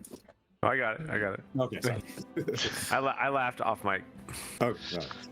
You haven't got a comb. You're not combing the desert. It's- Do you think we're taking this a little too literal? I learned something the other day about Spaceballs, which I didn't wear. The guy, obviously Mel Brooks, that did all the stuff on there. He went to Lucas and said, "Look, we're doing a parody of Star Wars. Is it all right?" They went, "Yes, it's fine." The only thing they told him that he wasn't allowed to do was he wasn't allowed to get Lone Star to dress as Han Solo. They said he doesn't want that to happen. So he got Lone Star to dress as Indiana Jones instead. Nice. I was like, that's hysterical. That's brilliant. Had the brown leather jacket. It was great. Yeah. Same actor, just they did him from a different film. Like, oh, what are you trying to say? It's not Han Solo. They're making a new one. The Search for More Money is being made right now. Star Wars or Indiana Jones. Spaceballs. baseballs. Oh, okay. It's not going to be. It can't be the same. It's not going to be as funny. It's just Yeah, they're never as good. no. We'll just stop remaking shit. May the sword Well, be with you. Can I locate object on something? Can I try that? He shot my hair. You don't know what the object is. You've never seen it. You know what you've got to actually, for a locate object, you can't just go random sphere of this size. No, I'm looking at the stone figure, sir. I want to But locate that we're guy. looking for the orb. No, We don't know what the orb I looks think like. it's still in the dude. How do you think? What do you think's powering this dude? The figure, the stone giant. The golem. Yeah, I think it's the Yeah. heart of the Titans in it. So I just find the guy, and I reference the picture of the guy, right? And I try to locate that. Right? Dungeons and Dragons? Anybody? I'm just going to read some rules Yeah. a minute. Give me 2 seconds. Okay. It's like a portrait of the dude. Stay with me, Skylar. You're always rules lawyering. Come on, join my team. I think he's trying Is to he- decide if he lets us have this, is that going to break the game? Well, Oh, No, so I'm just trying to... I look at you, and is he wearing a robe? Is he drinking a White Russian? Is he talking about yeah, a, nice. Is he talking I about guess that's a rug? just, you know, You basically got to describe or name an object that is familiar to you. He's familiar with the dude, and the dude No, abides. no. I've never met Jessica Alba, but like she's familiar to me via like Pinterest or whatever. Nope, nothing. And also, it's only within 1,000 feet, so no. Scry? You got a spell, buddy? Everybody look at your spells. Yeah, I have don't- scrying, but I'm looking at it. I don't know if that applies though. There's nothing that I have that's attached to it. So this is a stone golem, right? Are there any other pieces of stone that could have been like chipped off of it that we could use one stone to link to the other stone? Isn't that how magic works? I look at Pleep, like Zora didn't just have 4 brain cells on a normally 1 And brain cell day. when she says that, I'll be like, that's exactly how magic works. Give me an intelligence check, please. After I don't believe after in that. science. I only believe in tier.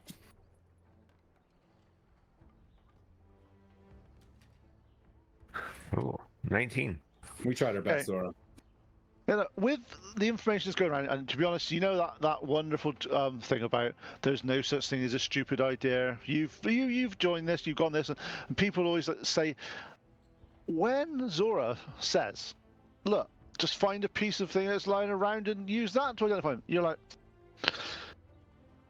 wait a minute. You start to think a little bit more. You start to concentrate, and you're like, no. Isn't You put that your how thaumaturgy works? You put your hand down and you pick up the sand, and you're like, this sand was created by the golem. Is this sand able to be used as a... You're like, no. Jeez. I'm so stupid, I'm smart. Is it that easy? This is This is himbo insane. smart. I want you to know Zora just pulled off himbo smart. You're like, surely it can't be that. No. Wow. So Let's find out. you know from your your scry stuff, this is second-hand knowledge because you've never met the target or you don't know the target very well. But you Yeah. do believe you have a possession or you have a body part, sorry, or a bit of luck about it. So you have so it's basically a -10 to it. So it's basically a net -5 on the saving throw. So you're And saying there's a chance. bardic inspiration, baby. Yeah, can Alright. I pour some? Can I pour some? You know, If can I only you add- had guidance. I don't have guidance. I have bless. Yeah, I'll just pray on it. You know, why not? Well, you can add a D8 to that. Nice. Thank you. Wait, hold on. Is it a D8? It Or doesn't is it work like that higher? because it's a saving throw. It's a saving throw for the person, not Not an actual yeah. modifier. The Oh my scry gosh. thing. The scry thing is I basically. What's your DC for spells? For proficiency bonus? It's a save. It's a yeah. So yours. Depending on what? Yeah. Never mind. Then So you don't basically, get it's- bonus inspiration. So this guy basically has your saving throw. What's your DC for your spells? 17, 18, something like that. For it, 17. 17. Okay. So this guy basically has a -5 to the 16, save. sorry, 16. So- 16. So he has a -5 to the save. So he has to see if he can. Let me see. Yeah, you go through. This starts to sort of spin around the crystal ball. You start to look at it, and whoomph, you appear about 2 days travel into the desert, into the heart of the desert.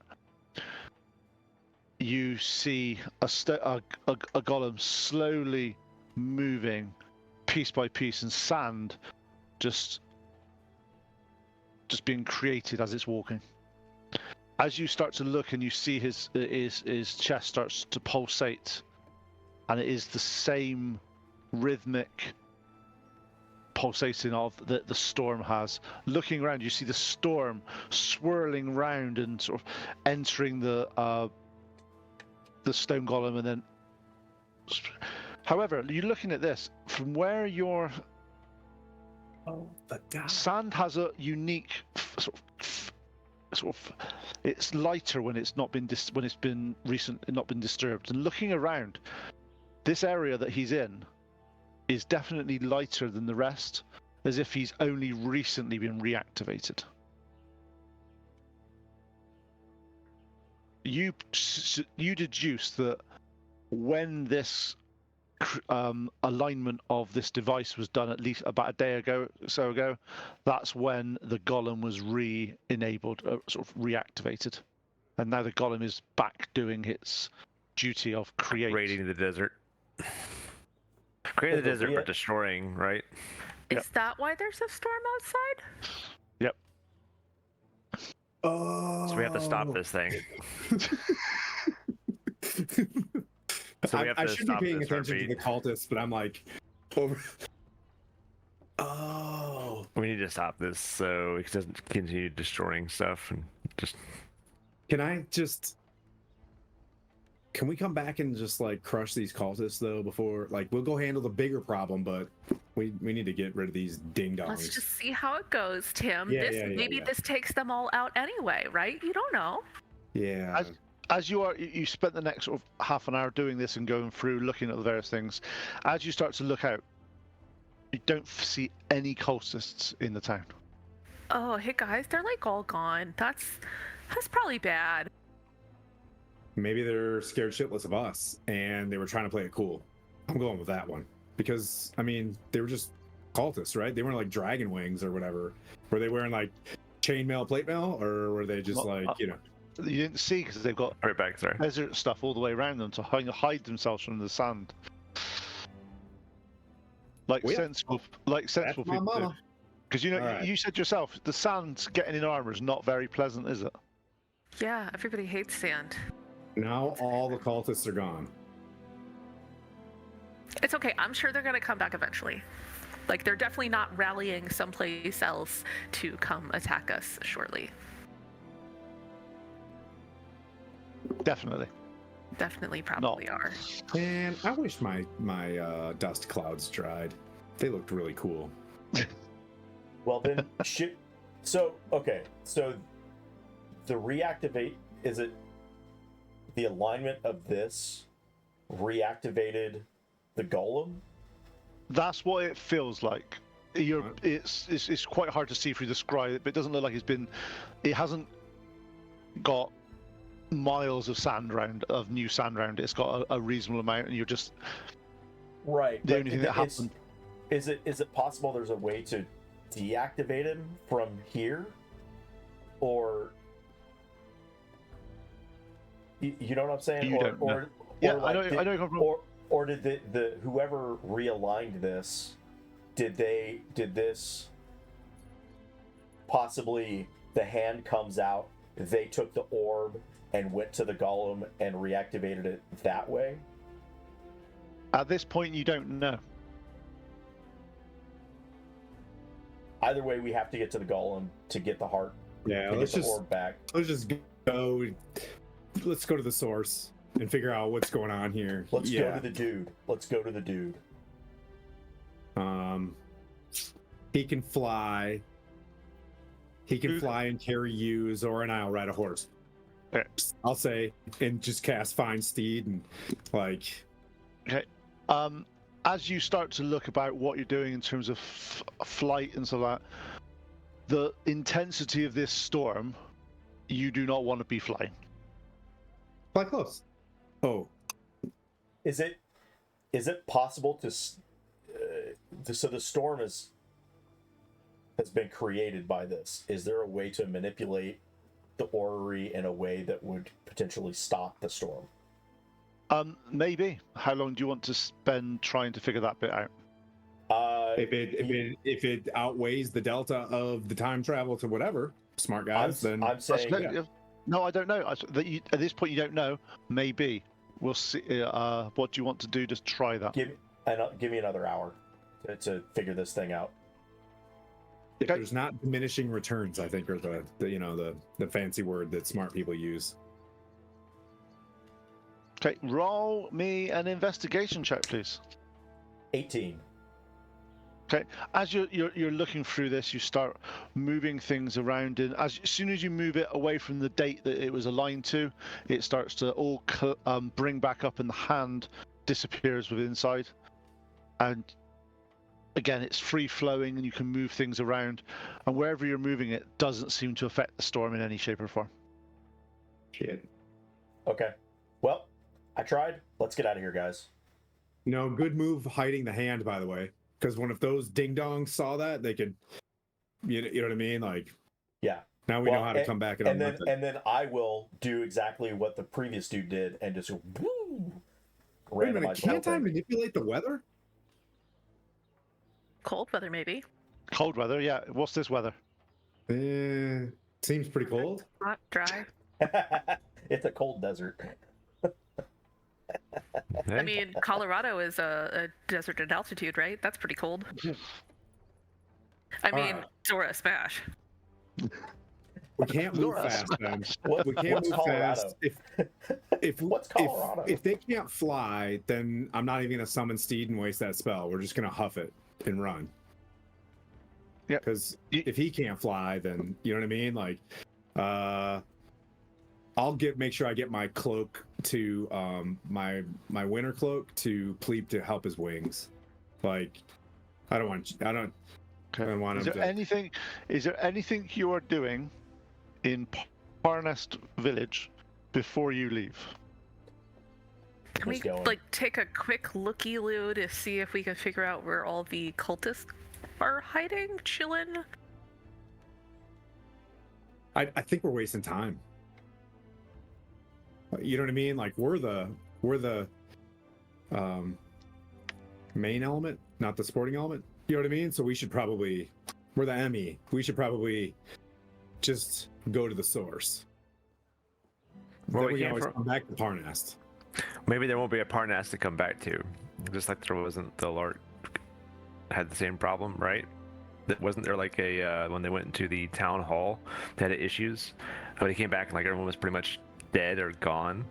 So maybe we should prevent that from happening again if all these cultists are gathering. It's just an assumption.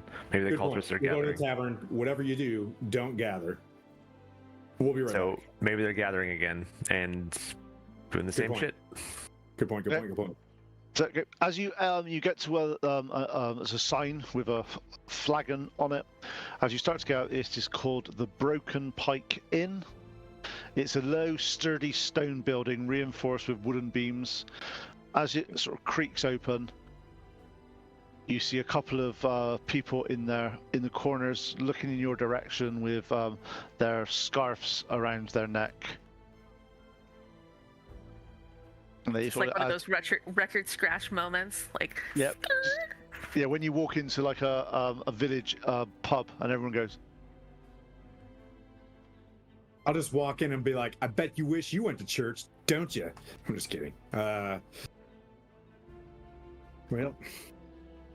as you look in, there's a mid-40-year-old female, sort of putting away some sort of stuff. She sort of big brown sort of grey circles under her eyes, dark circles under her eyes. She's got a faded leather apron. She looks past you, and she's like, we don't want any trouble. no trouble, man. We just came from Lork. We came here following the footprints of what we thought were goodly soldiers. Seems the As you say that, nothing goodly been around here for a very long time. we've recently uncovered the fact that there may be some nefarious activities here, due to my super As you brain and smart friends. As you say that, you're like, fancy words for fancy things, but yeah, bad people. Are they gone? Are they making you do anything right now? Have you been told anything by them? Have you been instructed by them? All we know is Zarak, which was their leader, vanished about a day or so. And Blink There's twice if the- you need help. no. It is what it is. I've born and bred in this place, and I'm not going anywhere. But she looks over each of you, and she's like, I wouldn't be going out in the storm dressed like that. Just like what? You now? mind, equipping us? Well, as she goes down, she sort of gets out some various things. She chucks like sort of some desert sort of over sort of headscarves and sort of that goes around each of you, and she's like, Oh, I love this. SAS, let's go. We're going to Tobruk, baby. Let's And go. she's like, look, just remember this. I'm not sure what's happened in the past day or so, but this storm's unnatural. It's never been like this in the years that I've been here. Did it start? About a day or so ago. It's around the same time that guy went missing. Yeah. The who's a what now? What's- Zarak. What does Zarak. Zarak look like? Could you describe him? Ooh. She describes an elderly, sort of 60-year-old human male. Looks like most of his sort of face has been attacked by sand and stuff. Very weather worn. And yeah, to be honest, I'm surprised he's still alive. He's been head of this place for years now. He's always looked like he was on his last legs when he first got here, and now he's still here, but seems to be keeping it together. I'm writing all this down. Do you have a picture of him? No. That'd be nice. Miniature portrait, right? Well, No, I don't.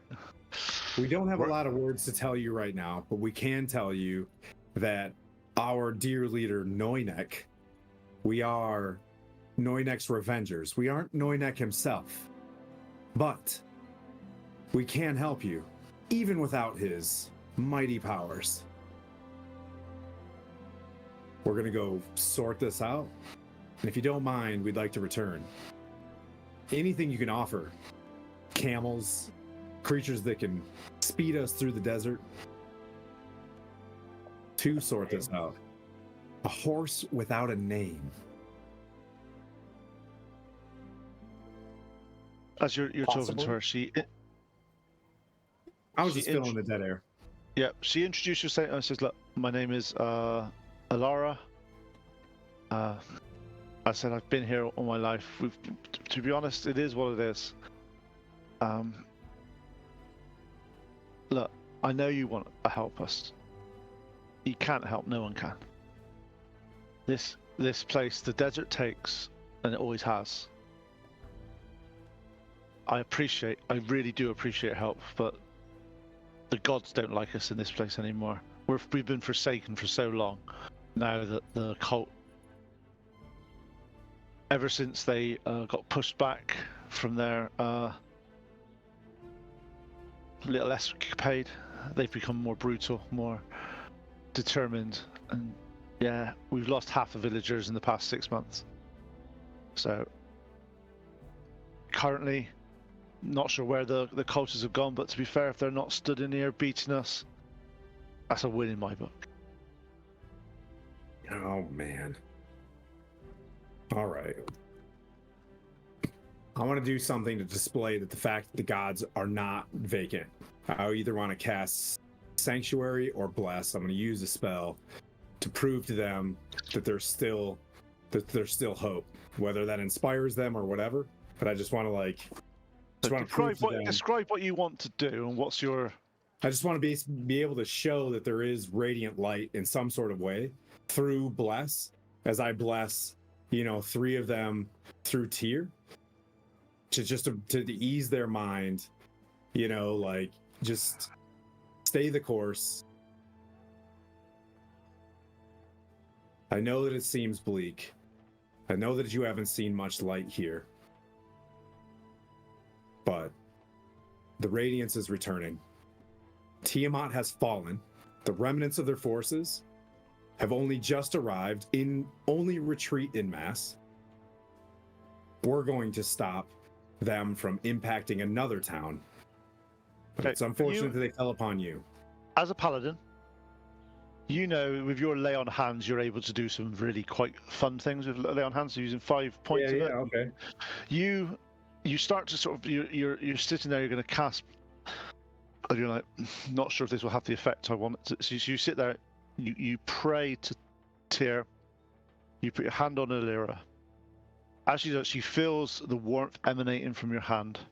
As you look up at Alira, her demeanor starts to be more confident. Her shoulders fall back a bit. As she looks up, the grey bags under her eyes just seem to go back and come a bit more pink, as if you've taken a bit of her exhaustion away and a bit of her actual wearing it. And she looks with eyes wide, and she's like, if you stay here, you'll lose what's good for yourself as well. Please, as she starts to, you see a tear form in her eyes as she sees like hope before her that something is able to change. But even with that, she's like, until the cult are truly gone. So many adventurers over the years have said that they would deal with the cult. They just come back. They're insipid. As soon as the adventurer leaves, give it a few months, the cult will come back with boots on, laying down even more hard for the fact is that we reveled up against them. I'll cast Minor Illusion, and a set of scales will appear in the middle of the room, and you'll hear just kind of a soothing, deep voice says, "Tears, justice is a blessing." So are you basically impersonating Tyr? Correct. Cool, Tim, kill him. I think it's for the greater good. It is, and I'm fine with it. Yeah. I mean, it's as he's doing this, you just see this. It's like it's enhancing. Yeah. It's no different than a neon sign on a church. That's all he's doing, Yeah. It's just Tear. Is Anarok Desert really hot? Oh yeah. Okay.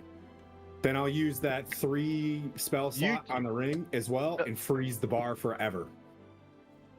Like the bar itself will be frozen forever. Like this will be a place where drinks will always stay cool.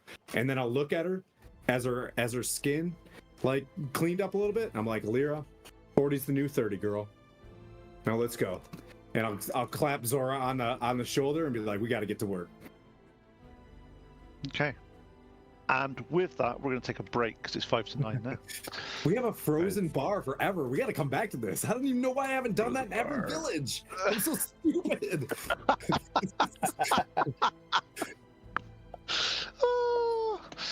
Come back And at Right. 10 after? 5 after? 10 Yeah, after? 10 after would be fine. Yep. Okay. Right back. Alright. Good job.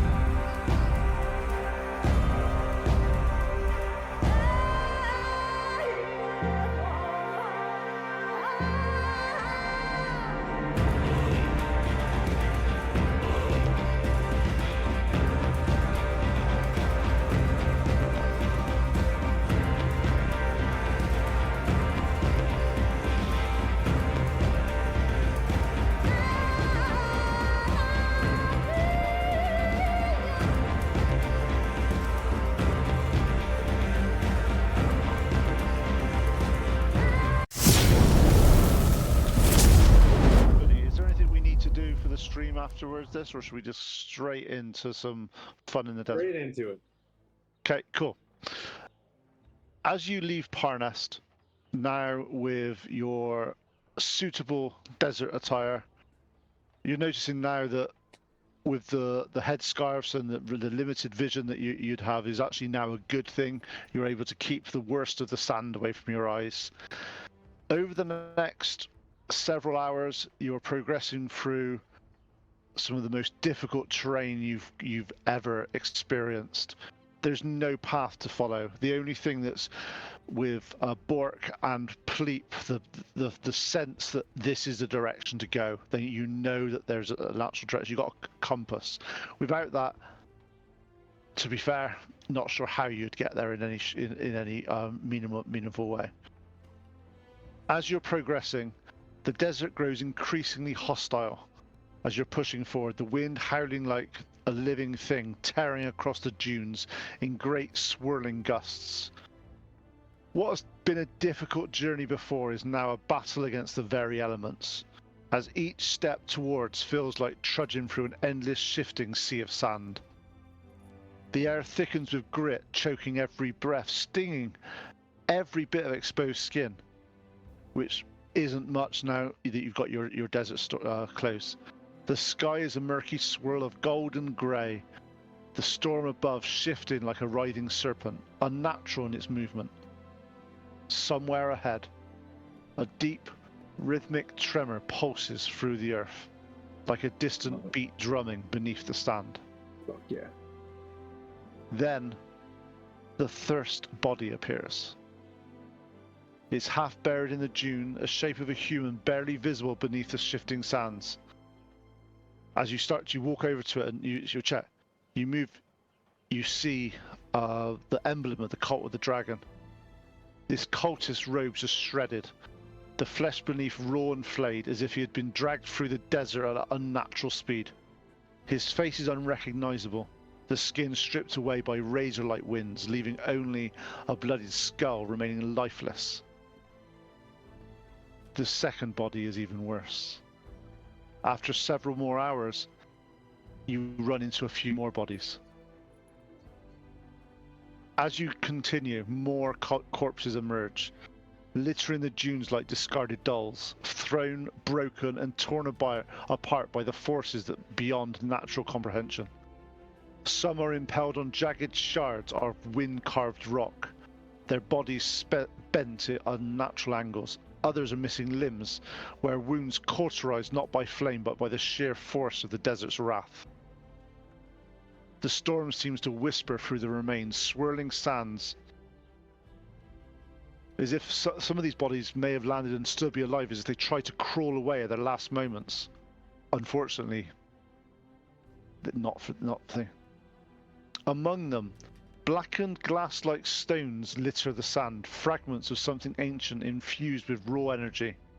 The air vibrates faintly around them, reacting to unseen forces. Then, through the storm, the sounds of battle emerges.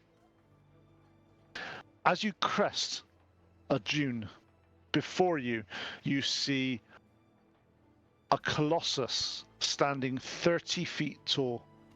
A sand golem, its body comprised of desert stone and living storm, looms over a solitary figure cloaked in blood-red robes.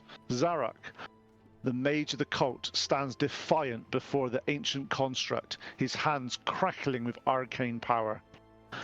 Around them, the last remains of the cultist forces lay shattered. What few survived the initial onslaught have either been collapsed in exhaustion or are still crawling away from the carnage. The battlefield is a graveyard of broken bodies, the desert itself swallowing them inch by inch as the wind howls through the slaughter. Zarak, however, is not running. Instead, he lifts his staff, uttering an incantation as lightning crackles along its fingertips, gathering in a concentrated storm of energy. With a snarl of defiance, he thrusts his hands forward, sending a searing bolt of raw lightning directly into the golem's chest. The impact is instantaneous. A blinding flash of white-hot energy exploding outwards, illuminating the storm-torn battlefield, as if pausing the whole area for a few seconds. The golem staggers slightly, his massive form absorbing the full force of the spell. But instead of faltering, the golden veins across his body blaze to life, pulsing with newfound energy. The storm roars in response. This sand golem is no mere guardian. It now rises with renewed power. The very magic meant to destroy it has fueled it instead. It turns its gaze upon Zarak, and for the first time the storm itself shifts, moving with the construct as if it's bound to its will. Zarak looks up aghast as the storm swallows him, pushes him up, and you see him fly 60, 70 feet into the air and just taken away from the storm. The golem looks to the left, looks to the right, starts trudging forward, and sand coming out of his hands. What do you guys want to do? Well, I'll tell you what I don't want to do, and I don't want to hit it with my Mace of Lightning. Oh, That sounds bad. Real I bad. was prepping the screen. Lightning bad? Yes. Lightning bad. Lightning bad. Got it. So, did you say Zarak was chewed up and spit out? Oh yeah, he is dead. He's okay. So mage is no longer an issue. Sweet. We're not having But he to may fight. not have. Another issue. He may not have helped you because he may have powered up that little thing a little bit No, on the end. that's fine. I'd rather just fight a colossus than a colossus and a mage. Just saying. So at this point, can we have some initiative? Just so I know when you guys are going to act and do Yep. things, and we can then base on what you guys want to do.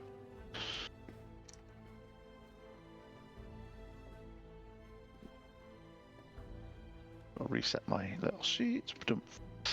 Right. So did anybody get above 20? Okay. Did anybody get above 16? 19.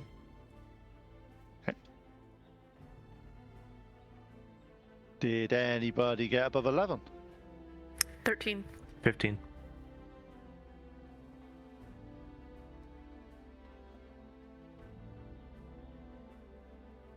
So Zora, you got 15, didn't you?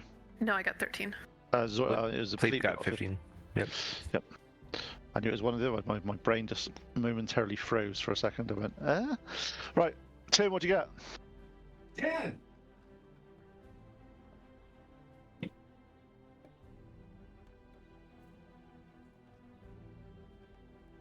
You hear me, sir?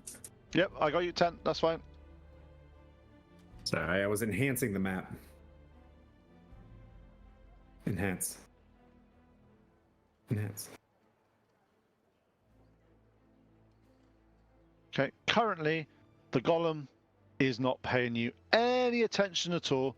He is just creating sand and the storm. Wait. Divine sense. It's a golem. It's a golem. You get Yeah. absolutely nothing.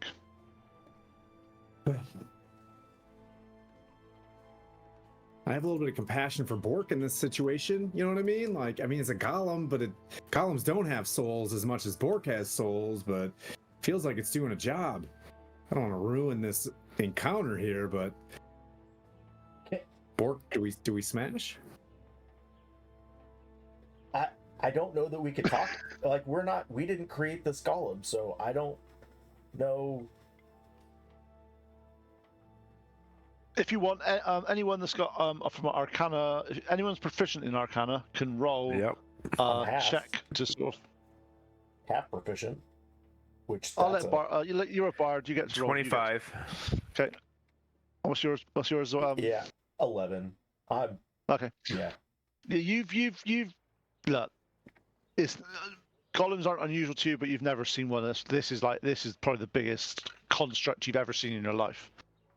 However, Pleep, you going through some of your history and you've seen and you've heard of spellcasters creating smaller golems, flesh golems, stone golems, iron golems. Even the iron golems are sort of 15, 16 feet. So this is twice the size of one of the biggest golems that you're aware of. But they all follow the same thing. They're bound. They're created. They're bound into a magical construct. They are given commands. They are given. Some of them have like an amulet. You have an amulet of controlling this creature or something like that. But you know from the Nathaniel side is they had magic that was far superior than what's around today. And from the legend that this was given a command to create the desert, and that was never rescinded. So now it's been reactivated. It's gonna keep this desert's gonna keep growing unless this creature is no longer around. All right. Yep. Yep. Yeah. We gotta get to smashing. Alrighty, sacred weapon.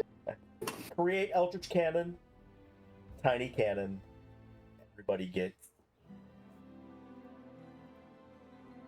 Where is my What do you Eldritch get? Cannon? What do you Here it get? is. It's gonna be 1d8 plus 3. Ba-da-da-da-ba-ba.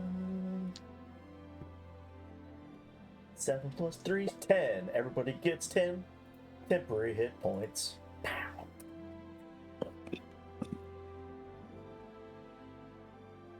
Where's your Eldritch Cannon? I put it. And for the time being, that's just gonna sit on my shoulder. Oh, okay. Perfect. Sacred weapons, shields of faith on Zora. Same thing as we, go into our fight montage, but we have the time to do it. Just sacred. Yeah, you're weapon, looking all pretty cool, just strolling for zoom, zoom, zoom, all the sort of I things. also want to take a few turns to create 2 tiny globes in my hand that are from the Ring of Winter. What are you gonna do with that? They're the little ice grenades that they make. One sec, let me show you. I'm sorry, it's wasting your time. That's fine. Don't let you create your little ice grenades. That's fine. Freezing spheres. What is this golem made of? Stone and sand. Okay, gotcha. It's basically imagine a massive, oversized stone golem where you've got the hands, the arms, and that they seem to like move a little bit, and there seems to be like where the joints are. There seems to be like sand joining them together. So it literally is a very unusual. When it walks, it moves, and joints and arms move in all different positions, but they're all joined together by what looks like sand. Okay, gotcha. I just wanted to make sure I knew what. And you know from the preamble that electricity bad. See. Okay. Just saying. Unless you want him to power up some more, which would be great, because maybe you can overcharge him and he'll blow up. That's an option. I'd like to see what happens. It could be fun. Maybe all of Faerun becomes a desert at that point. So until you're engaged, I'll do this in initiative order, but the golem won't be doing anything because the golem does not see you as a threat currently. So Bork and Pleep both get a frozen sphere in their hand. You have 1 minute to throw this at that thing, just so you know. Make sure we're not in the way. What does it do? It explodes. You got a 300-foot range. Throw the globe to a range of 40 feet or hurl it with a sling. It shatters on impact with the same effect as normal casting spell, which is 10d6 cold damage. Is that a lot? Could be. And if you don't use it in a minute, it blows up in your hand. If you don't, yeah. So make sure you throw it. Give me a that grenade. way. Nice. I like to call it. Well, where's Kara when A I cold need her? nade? Shift cold.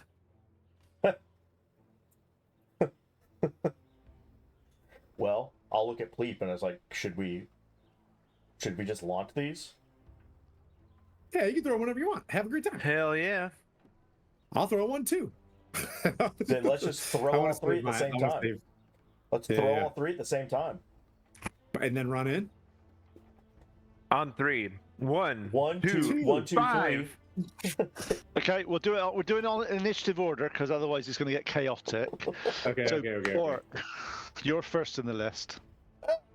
Roll to hit. And it's just a regular roll to hit? Are you proficient in improvised weapons? No. So dexterity check, please.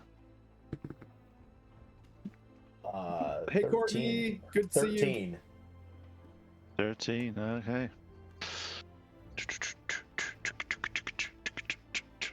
Just got to look at my stats that I made up. Oh, sorry, not made up. That I created. Dexterity saving throw or just dexterity check? It's a dexterity attack because you're not proficient, so it's just a dexterity check because you're not Okay. proficient in Okay, throwing gotcha. grenades. Yep. Okay. You throw it. It lands near it, not quite by it, but it does explode. It does get it. It does do some damage to it. So roll your damage. So it's 10d6.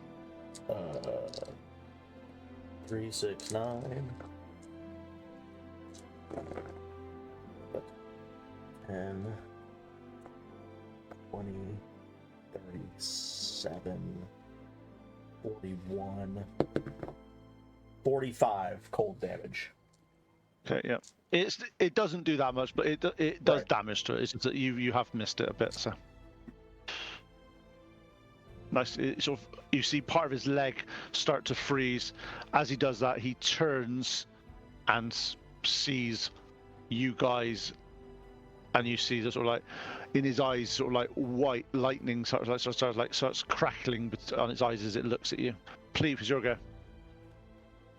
All right. So no improvised weapons efficiency. It's just yeah. Yeah, it was just a dexterity check. Okay.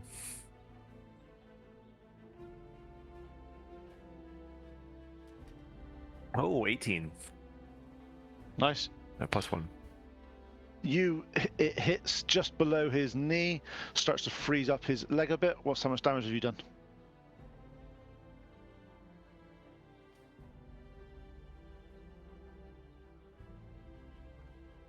Just I have 5 charges left. Also, how close are we to this guy? Just for, would you say? Because you're throwing those things, I would say 30, 35 feet away. So the map is accurate. Yeah, there you go. Okay. Map's 34. 34 damage. 34. Okay, cool. Okay. The golem now is looking after being hit by 2 of these things, looks over at the 2 people that have upset it slightly. Well, here we go. Slightly. Slightly, yeah. As Yeah. he does that, he turns around. His hand turns to sand in front of him, and he holds it out in front of you like a torrent of sand goes towards the party and starts swirling around in a whirlwind of choking dust. Can all 4 of you do a Constitution saving throw, please?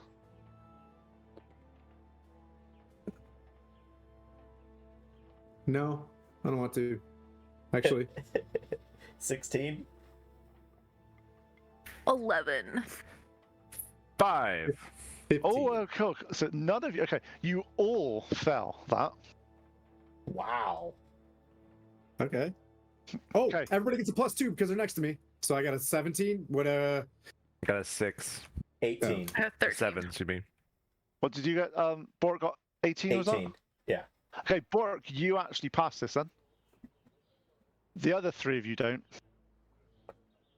You start to inhale sand and stuff, and it starts to sort of. You start to feel that you're suffocating. While suffocating, you cannot speak, cast spells with verbal components. Oh yeah, and or breathe. Just a minor little one, the little breathe bit. I mean, in 5e, breathing wasn't really that important, No, was it? no, it's not that important. No, it's just added on Is the end. this magic? It's sand. It's sand.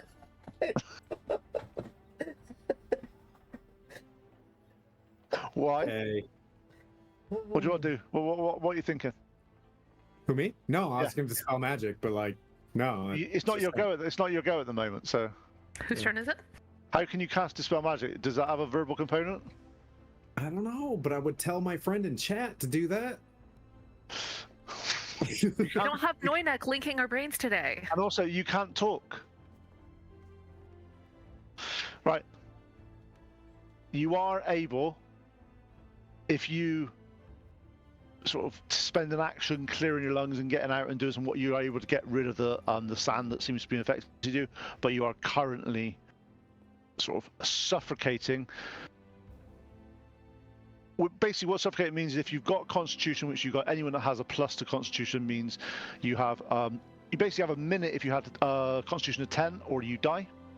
10 rounds, copy. So 10 rounds. For every +1, you get an extra minute. So you got, if you're like a +3 or +4, you got like 2 or 3 minutes because you're like super humans. But I'm you cannot +6. speak. I'm good for like an hour and a half. Yeah, you can't speak or cast spells with verbal components or breathe during this, unless you clear them out. So Talking's not my best suit. you can't talk anymore. That's it. Shh. Okay, but for real, I have like 36 rounds. Yeah, you're Or no, I fine. have 60 rounds. Zora, and it's you're up next. I'm gonna enrage, Sounds like a plan. and then I'm gonna chuck this here, Mace of +2 return. Yeah, it's quite good because it's the first time you've seen Zora rage with no verbal component. Yeah, It's just like it's a silent rage. silent. Yeah, like there's no Hulk smash. She just.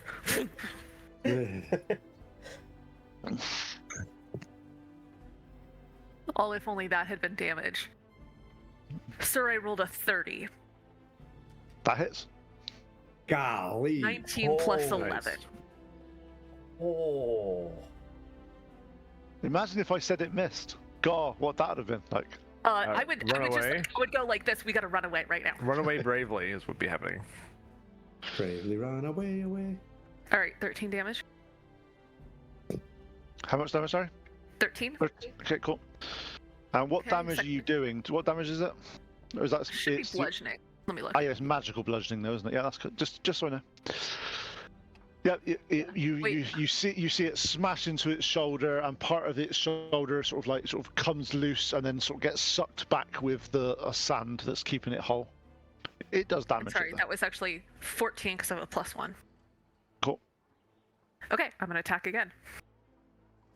Way less impressive. She thinks, I hit him really well, and goes and rolls a 1. Yeah, you missed with that one. Yeah. I quite literally choked. Yeah, shocking. Tim, you're choking still. That's fine. That's fine. We're fine. So I have to take an action in order to undo the choking, right? Yep. We're gonna smite. I think I'm cool with this. This is just basic. This is basic war stuff. So I'm just gonna run up there with dirt in the teeth, and call upon Tyr. Come on, baby. So you pre-smiting, are you? Very large die. So it's a 12 plus. Come on, now we're attacking. Plus sacred weapon, which is another +2 to that, +10. So that's a 22 to hit, sir. That hits.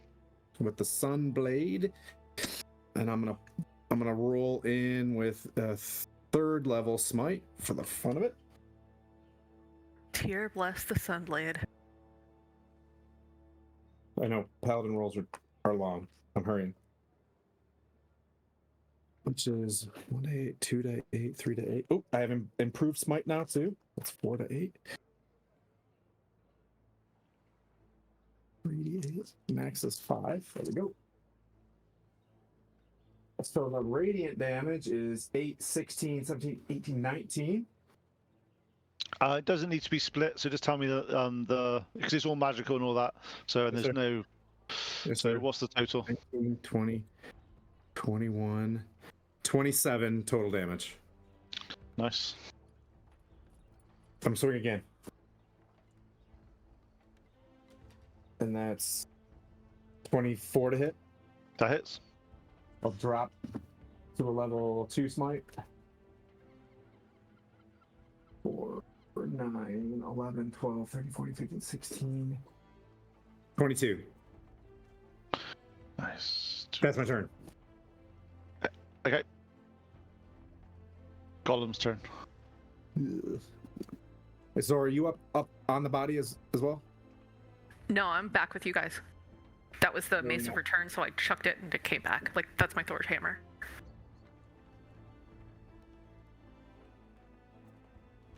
You hit it. You swung at it the second time, right? Yeah, no. Yeah, 2 times. Hammer comes back. Is a returning Oh, hammer. each time. Okay, gotcha. Yeah. Yep. Okay, you see the golem move its hands round, reforms both his hands and saying, lifts up, and you see his hands raise an extra 10, 15 feet in the air, joined by sand, and as he pummels them down on Tim.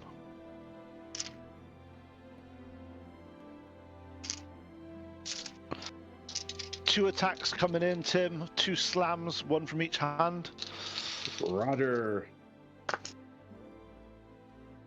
One's a 27 and one's a 26. They both hit, sir. Golly. Take a total of 52 bludgeoning damage. Holy shnikeball. Golly. 26 per hit. Okay. Wow. Can I have a Can I have a just ask, were those high rolls on the 20 that you rolled? They were quite high. All right, great. Can I have a strength saving throw, please? Fudge. Man, that's the 5th 7 I've rolled. Goodness Okay, gracious. you are prone. It's a 20. It's a 12 though total. 13. Yeah. Okay, You're prone. Okay. And sand starts to sort of come over you and starts to. I'm prone and gagging at the same time. Oh yeah. I'm like, You didn't... don't threaten me with a good time if I could talk, but I can't.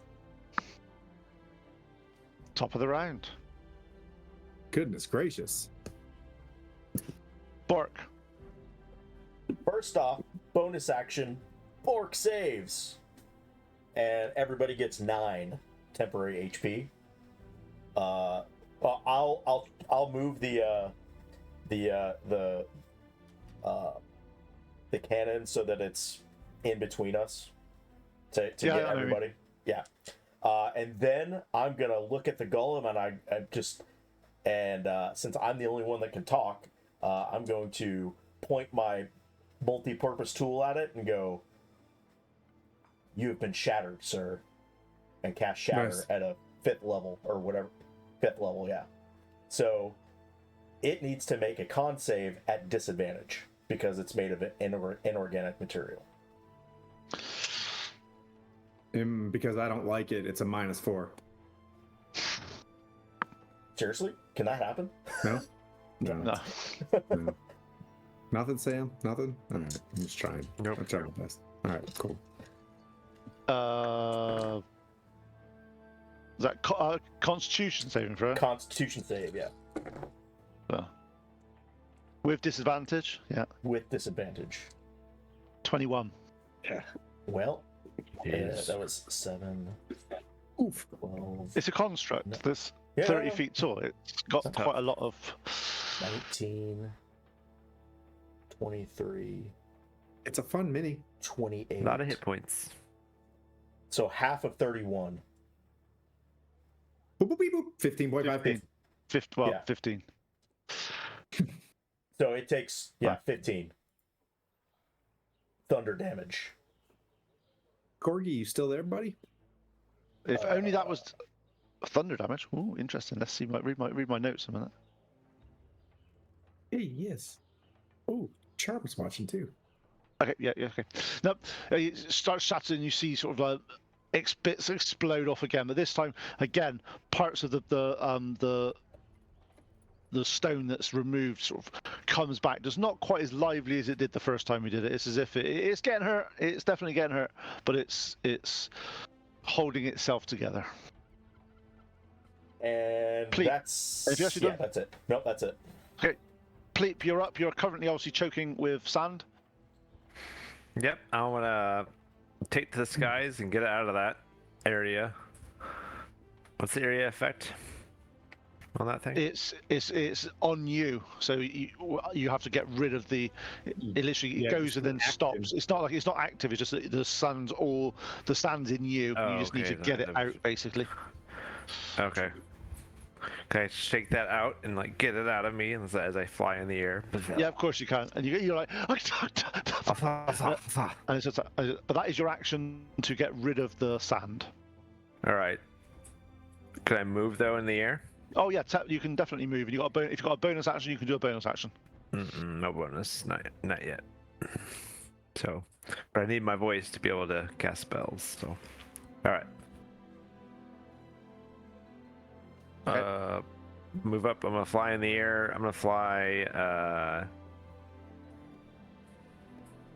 Let's see here. I'm gonna fly 60 feet in the air. Or 60 feet in the air from it. Nice. From the Tim? column. Tim, Pleep's gone up 60 You gotta feet. fly in the air 60 feet. The bird's flying. I'm not playing a bird next game, so don't worry. I can somehow foresee Aarakocra being banned from future games. No. Aarakocra are absolutely fine. It's just, as I said, it's every now and then they get targeted because they're Yeah. up in the air on their own. He's yeah, and I have been. Yeah, that's what happens. It's life. I think it's a good balance. I think I got knocked out quite a bit. Enough. Well, exactly, but that is exactly what it is. It's like, I remember many years ago now, one of my players I was playing going, "You're always picking on my character that's flying." I was like, "Well, you're the only one that's up there." Plus, like you're flying. You know what you're trying to do. You're all ranged Yeah. and flying. Yeah. You're trying to get out of harm's way. So, it's alright. It's part of it. It just sucks when I'm like greater invisibility, and then I hit you, and then where is he? I don't know. Figure it out. Yeah, it's like, Right. I have no idea. It's gone. Okay, Yep. All right. Sorry. guys. Gollum's turn. What? Oh, because it's a fancy. It's a boss. I got you. Okay. Jesus. If only these made-up monsters had a reduced die. You know what I mean? They go from die 10 to die 8, though, huh? Yeah, They do. that's an interesting fact. They do. You should have seen how much damage it would have been otherwise. Oh my god. Stinker. Okay. Okay. So now you see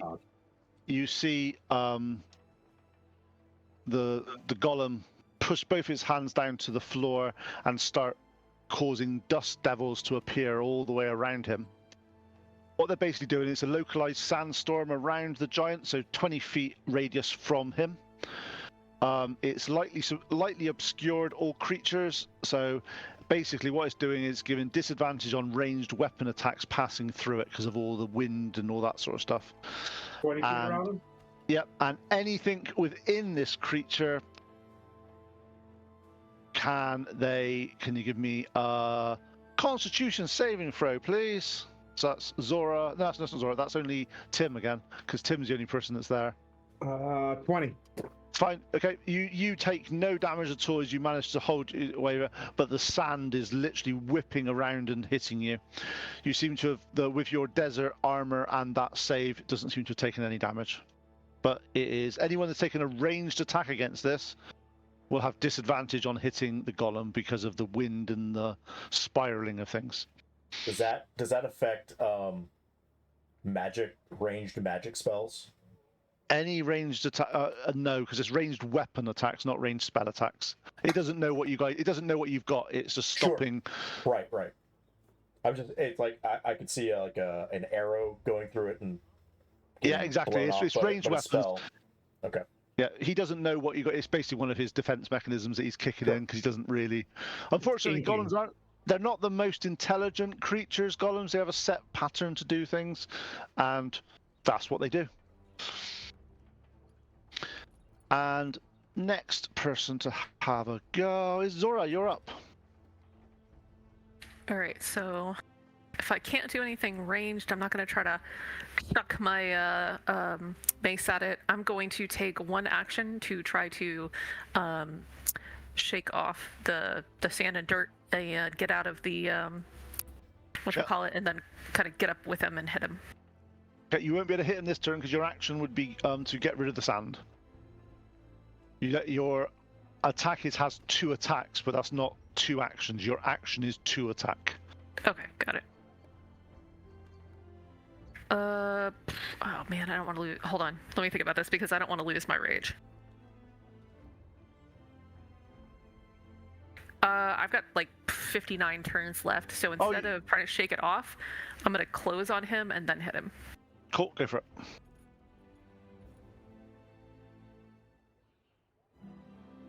All right, 18 plus 11, 29. Again, just about hits. All right, 2 plus 7, 9 bludgeoning damage. And I'm all up on him now. So how much was that? Sorry?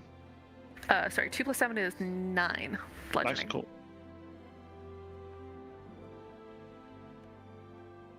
And she's up there? I am. Hi, Zora. Hi, sorry, trying to play smartly. Didn't want to lose that rage. Well, I'm playing smartly. I'm supposed to get hit, so I went up. Yeah, Tim. but if I get hit with my rage still on, it's half damage. Ooh. Tim, your go. I shall stand up and commence smiting. I'll be like, Tigger Juice! And Does I'm gonna call it- smite have a verbal component? I'm just trying to figure out. No. Oh, yeah. And You shouldn't have been able to cast it last time, but I'll make that go. But I'm not. Does Does it smite have a have a? verbal component? I don't know. That's why I'm trying to figure out. Does it? Wait, let me find out. I'd like to play. It's not It says, nope. That's right there. It says right here. It says no. Smite's not a spell. Subtle, an Tim. ability. Subtle. Yeah, it's just an ability. Yeah. Yeah. Yeah. It says right there on page 30, and then It says it on Google, on page 6 of Google, it says it, but I just didn't get that far. So my that's fine. first one was a 14. That's a miss, I believe. 14 definitely misses. Oh my gosh. The next one's a 16. What? And that misses as well. Brother. Ooh. So the Ooh, brother. Good news. We're closing in on the number. Oh my god. Okay. Good news. We're closing in on the number. Okay, great. Closing in on what number? The AC. Oh yeah. Oh no. We know Bad it's die somewhere is- between 16 and 29. Yeah. Tim, We'll never know. does a 28 hit you? Oh, what? Peter, yes. 26 points of damage. God. Everything's okay. Really? Zora, does a 22 hit you? yes, even with Shields of Faith. 26 points of damage, so you take 13. 13. You're very mean. That definitely sounds like 30. Yeah, 13. It's okay. Yeah, you should have taken 26, but because you're raged, I'm going to say 30. Yeah? No? Okay. Okay, top of the round. Bork. You've seen Tim get absolutely battered by this golem. First off, Bork saves. And, ooh, that's a good one. So that's an 8 plus 3. So everybody gets 11 if you've taken some damage. You get 11 Heal or temp hit points. temp hit points, and then I'm gonna run up to Tim and go and just whisper in his ear. I go, "Bark saves," and Tim gets that's 14, Oh, 18. that's a good number. 21 plus 3, 24 HP back. Nice.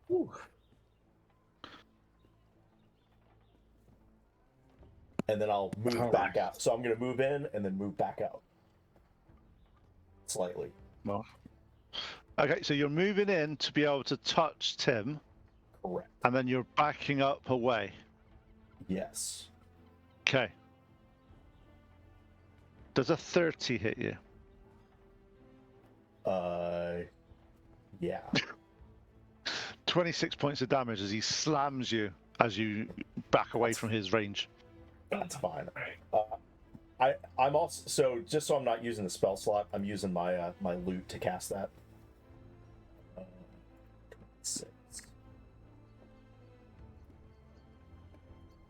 Thanks, Pete.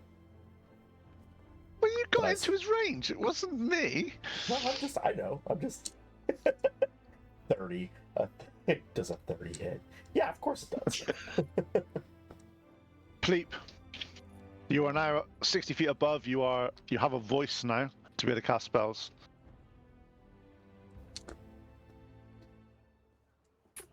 So I'm gonna. Lightning bolt it. Go on. No, so seeing all this damage taken, I'm like in the air looking at everybody like, like if this thing like farts in my direction, I'm just gonna fall out of the sky, like like a bad bird. So I'm gonna go ahead and cast greater invisibility. And I go invisible, and then I move from my spot. 30 feet away where I turn Who's about to invisible. get the next PC advantage on the next roll? Hey, thank you, Chris. And so I'm doing a douche move. Yeah, I'm like, nope. So I turn invisible and turn away from, so hoping they call him, like, maybe saw me, and then I move away out of that spot, invisible. Dang, Orc got smashed too, didn't he? So yeah, that's all I can do. That's an action, and I have no bonus actions cool. available to me. Okay. Him sort of Golem's turn now. He gets to do his Is that cloud spell. of dust still around him, sir? Yeah, that's literally constant now for Okay. for a couple of rounds. I wish my dust was dry. It's not though. Sorry. We'll use it for Lanathon. Okay, you see both his hands come together and start swirling around in opposite ways, and a cyclone starts to appear in his hands. As it gets to just about 10 feet across between his hands, he smashes his hands together as the sand just implodes on itself and does like a thunder wave. Anything within 30 feet of him can have a dexterity saving throw, please. +2. +2.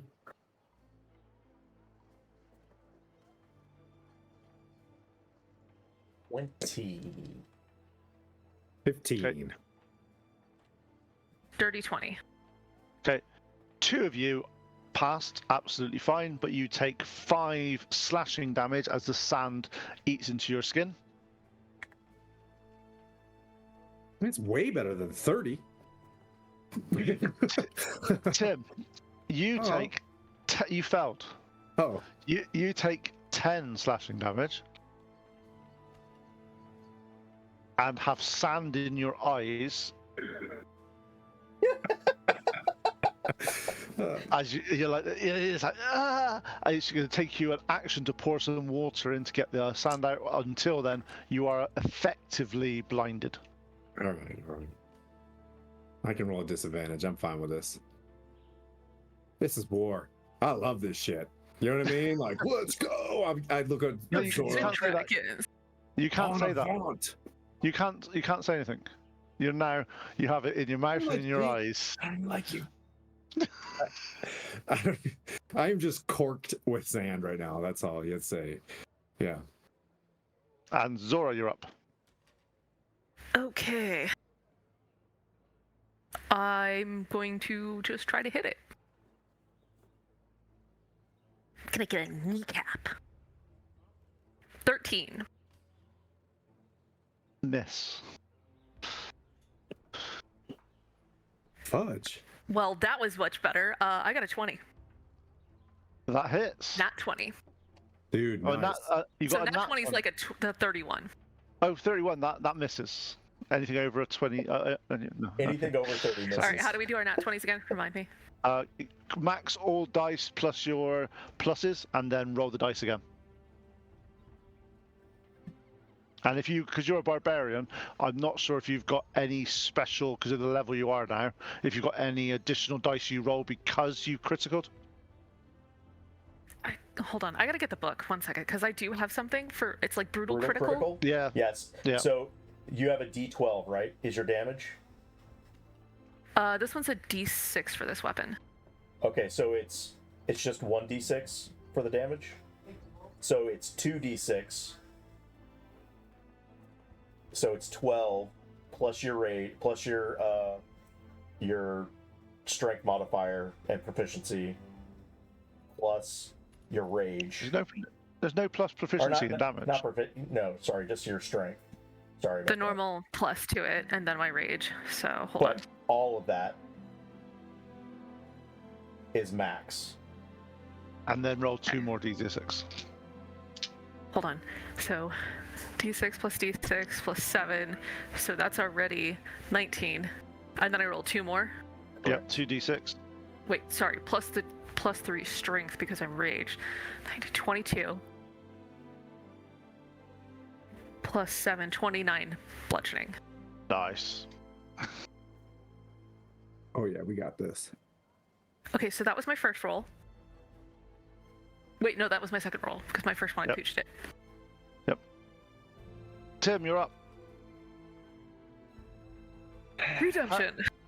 How hurt are you looking, Tim? I'm gonna stand up. I'm great. I'm fine. Everything's fine. I'm great. Alright. Yeah. I'm gonna stand up, completely blind, and I'm going to swing with disadvantage twice. Imagine hitting. Are you smiting with these as well? Yep, absolutely. So if you hit Zora with a 1, you are smiting Zora. You don't know you're hitting her. I think she's down for it. You know what I mean? Like, yeah. Well, one of them on the first one is a 17. That misses. 18, actually. Sorry. 18. Misses. Yeah. I'm trying my best. That is a 22. That one hits. How's it going? We shall smite. I'm not going to use a level 3 on this one because I just got a weird feeling I'm going to have to revivify somebody. So. Can you revivify yourself? Okay, pal. They can drag me back to Parnast. I'm sure there's a healer there. Also, just to say, you remember you're supposed to be taking half damage because you're Ring of Winter? Now I know that. Just saying. It's too late. Yeah. Sorry, I'm a bad student. I just looked up your character and went, you should have more hit points than that. He's been hit 3 times, right? Yeah, but you should have been taking half damage each time on that, Right. but you forgot. 27. Do you want to give me a round 10 back? 27 damage to this creature. You would have taken 44 total damage, so add 44 back. Or 88 total. He Divided by 2 ain't is having that many 44. back. He ain't having that many back. It's his own fault for missing it. Yeah. I'm just saying. No, that's fine. Yeah. I like that rule. It should have That's been my 44. favorite rule. It should have Yeah, been yeah. 44. It should have been. However, he forgot was to have the 88. ring on at that point. It was 88. I forgot a lot of things in this one, but I'm okay. Sorry for wasting everybody's time. 27 damage. Yep. To the creature. Ouch, he's looking... That nearly hurt him. And I'm going to look at him, and if there was taunt in Dungeons and Dragons, I'm going to say you hit like a B word and just nudge it. Give it a little nudge. Okay, does a 28 hit you, Tim? And a 22, Zora? Yep. 26 Alright. points of damage on both of you, so 13 on both of you. divine retribution on it, so I would like it to take that damage. And as it hits Zora, I would like to counterattack it because Sentinel. As I was deeply studying my shit, and I caught up. I just want to say that my wheel, my like Windows wheel, like it went to 100% in the last round, but now I'm good. But Okay, with that retribution, you see a crack appear down its chest, and as you look at it, you can see a red molten sphere pulsating. Ooh, I think we all I need can the do is thing. hit, but I want to grab it. Oh, 2 19s? God dang. And plus 12. So, yes. And Yes. on a hit, I would like to add smite. And this is why it's broken in 5E. But didn't you miss your first attack and then you hit your second attack? So you've had to do second attack. On a hit. No, No, but you- when on Sentinel, if Oh, she gets Sentinel, hit- Sentinel, sorry, Sentinel, ignore me. 14 plus 22, 28, boop, boop, boop, 35, boop, boop, boop, boop, plus 6, boop, boop, boop, boop, 41. That's on a regular old second level smite. How'd you get that high? Damn. I rolled lots of 7s and 8s. I smell like bullshit. Okay, next. I Sorry. get 8 plus 6 on my regular sunblade, sir. Good sir. Let me fix my face as I report to you humbly. And then 48 plus improved smite. 3d8 plus improved smite, which is another d8. Cool. Good sir. Paladins are broken in 5e. Sorry. Thank you for my service. I'm sorry for my service. Yes. You wait to 5.5. They're not as broken there. You won't let me play one anyways, so Oh, oh. we can do this all day. You're not wrong. Pew, pew, pew, pew, pew, pew, pew. He's not wrong. No. Okay, top of the round, Bork. I'm going to cast Scorching Ray at it, and I get 5 Nice. rays. So the lowest is a 15. Miss. The next lowest is a 21. Wait, Hit. you get advantage on the next PC. We didn't cash in Chris's thing. Chris give Oh. advantage to next PC roll. So do I get advantage on all 5? No, just on one roll. And the one you No. missed. 14 plus 8, 22. So all They 5 all hit them. Nice. So each one is 2d6. So So that's 10. That's 8d6. Yeah. No, 10d6. No, 10d6. There's 5 attacks. Yeah, 10d6. 2, 4, 6, 8. Oh, it's the Alright. DM. Both moves, sir. 10, 17. I can read his 18, nonverbal so well. Like I'm seeing him just go through that spreadsheet, and he's like, "Yep, super 24, nimbus." No. 24 fire damage. Okay, so as you shoot the fire damage at it, you see as it hits the areas of the sand and there's stone, you see this the sand fuse together and form glass. Oh, And shit. so he slows down a little bit, but you have it's somewhat difference happened to it. Okay, guys, Oh. phase 2. It's get taking ready. damage. It's taken damage. It's just now glass in areas, not sand. Oh. He's going nuclear, isn't he? I did nuclear damage to him. Oh, also, Bork heals, and everybody gets 9 temp HP. Bro, love you. Pleep, you're invisible, flying in a direction that he has no idea where you are. Yep. And from the direction he has no idea where I'm at. Is that a 6th level fireball rains down upon him? Oh my god. 6th level. I want you to know that he turned around and went, "Hey, I need Sixth every level. d6 you've got." I think fire heals him. No. No, that was lightning. It took Oh, wait. damage. And No, it he took turned into damage. glass. And I saw that and I'm like, yeah. So 6th level D6, dexterity save 17. Oh, so he's vulnerable to fire? God, I'm so Something- stupid. I wish I wasn't something- so dumb. Something happens with glass Doesn't say that he's vulnerable. Doesn't say it's a good or a bad thing because you don't know yet. Okay, so you cast fire. How much damage are you doing? All right, he gets a full hit. All right, let's Yep. see. He fails that dexterity saving throw because, funnily enough, he's not that dexterous being a big, massive, great big thing. Look at Tim's face. Wait a second. It's Look at 11. Zora's face. We're both mathing. It's hard right 11d6. now. We're Give me a both like, second. It's 11d6. Give me a second. I'm gonna guess it's at least 11 damage. Order 66. Please be all Zora math. be all sixes. Be all sixes. Be all sixes. We have an hour left. This ain't good. Wait a minute. There's another factor here. Wait. All right, it's for 46 fire damage. Nice. I'll do some maths in a minute. So 46. You did that. So that's it. I am blind, gagging. Oh man, it's the worst. You just swinging your sword. Just As you do that, you cast fireball on him. As the fireball engulfs him, all his joints in his arms and all around him starts to turn to glass and starts to fuse over.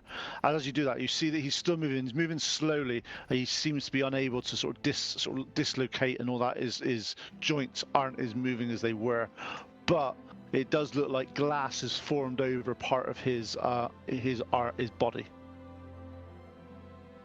It looks like glass. Pyrex. Anything else you doing, Pleep? That's all I can do for now. Cool. Okay, it is now his turn with some spellage.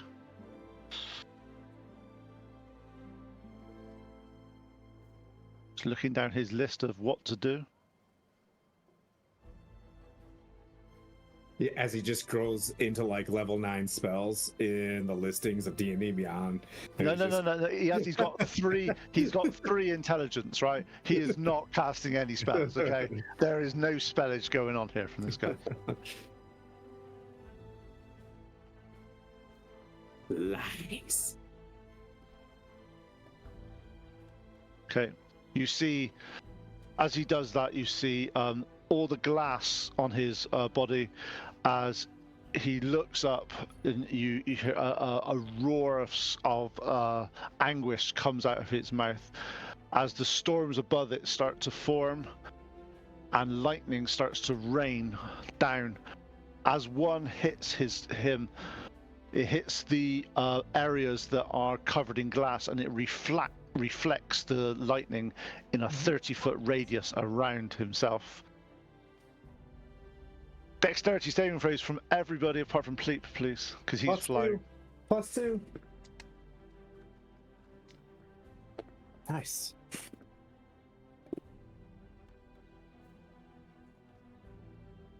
I am so screwed. 17. Okay, what's the other people got? Just I see tension. I can't say yes or no to that. You see. I just 21. assume I fail because that was like What'd you a get? 7. What'd you get, Tim? I rolled a 21, but I'll Bond of Righteousness and stand in the way and absorb also the hit of Zora. I'm raged, so I'm only gonna take half a damage anyway. Okay. All right, so you push. Move. Okay, gotcha. Okay, those that didn't make a DC 18 dexterity save, which is 2 of you, takes 24 lightning damage. So I took Those 12. that you take 12. So 6, Half Why damage. 6? He because I takes take half damage. From the thing you just told me to remind myself about.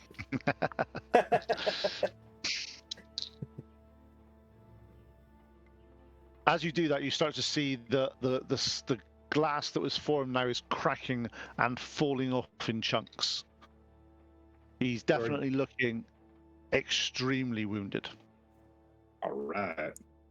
How we want it. Do we want to just do that Zora, again? you're up.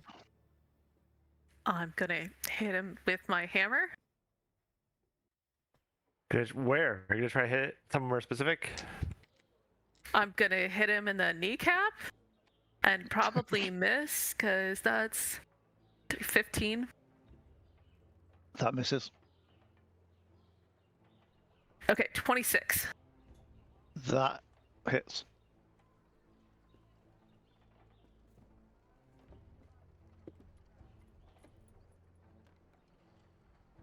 It's 11. Bludgeoning.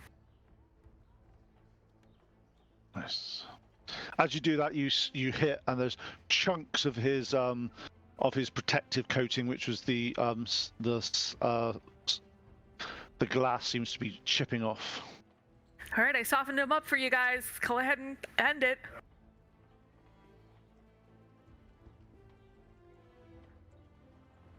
Tim, you're go. You're blind. You're You're blind. You're spluttering. You're. Yeah, I kind of digging this, the vibe of this, just battling in the sand everywhere. So I'm gonna continue to swing with disadvantage. Go on, roll a 1. Smite Zora. It'd be so fun. No, it would be amusing.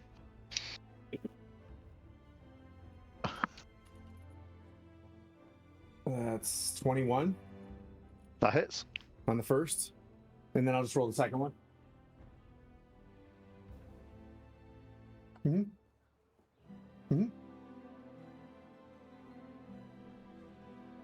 One. And the second one is a 16. That misses. All right. Here's a first level smite. I got the math on that.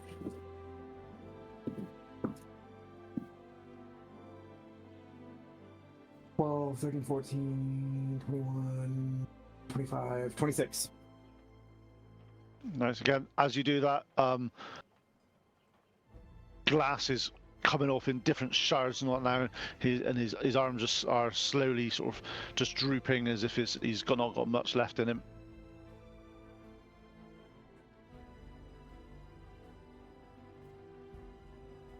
Golem's attack. I think you're muted, please. Unless that was for. No, that was just talking to Kara. Sorry. I appreciate you looking at me though. He was just saying. He was just saying, "This is bullshit." That's This is bullshit. What yeah. Freaking fireball didn't do shit. It did. It did damage. I know. I was just kidding. Well, at least I assumed so initially. Hoped. It definitely did damage. All right. Did damage. Maybe not. No, it did lots of damage, but it basically shifted its hit points to something else you could destroy easier. Oh, gotcha. Okay. This is like a. It's a boss, right? It's 101 custom creature. This is. Your home brew. He's That's making cool. it up as he goes along. No, I've got it all written down. I've got it in a sheet and I'm not changing it. No, He's like, how much time do we have left? All right, more hit points. No, he's done. Right, okay.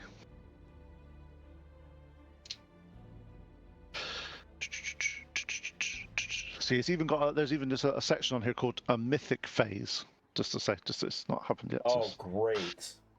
Right. It's gonna Harder, go through. okay. It's gonna go through a transition here soon. Does that mean we get better loot at the end? You want loot? We got it. You want loot? That's generally what happens. Yeah. That's Yeah. generally what happens when you kill a boss. You're like Oh, purple things. yeah. Purple things get- just fly out of it. You get a token that if you get 50 of them, you can trade them in to get a item. Oh, this is one of those games. Yeah, Can I go, microtransactions. yeah, can I go to microtransaction and buy? Yeah, 10 can we more just pay for it? Can we $5.49? just pay for it on D&D Beyond? Yeah, you can pay for the higher rolls. I'd like to purchase 700 loot boxes, please. Or Pete's like, hey, you could just pay me and I'll give you a cool weapon. Ooh, that's a good plan. I like that. Anybody that wants to donate to here's my number and give the party some loot, please let me know. That'd be great. Thank you. And Tim.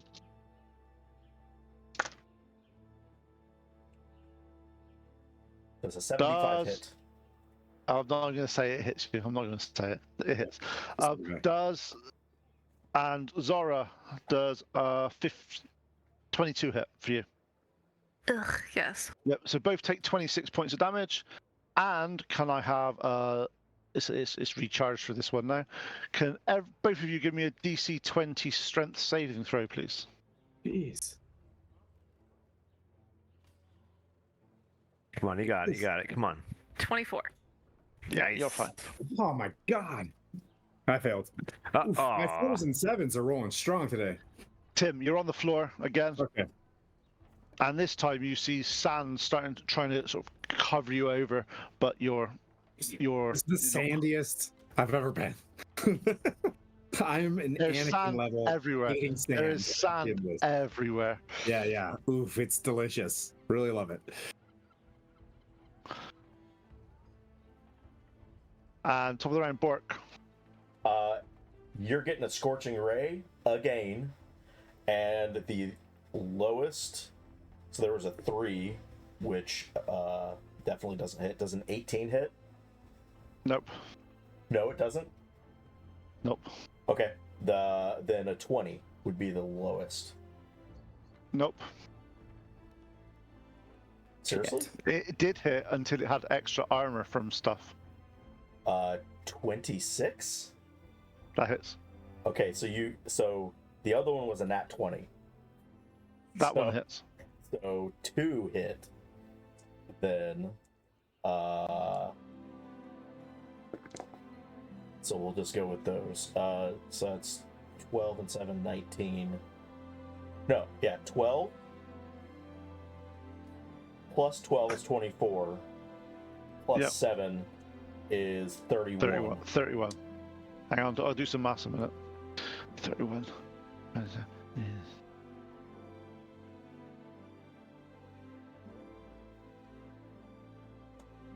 There you go.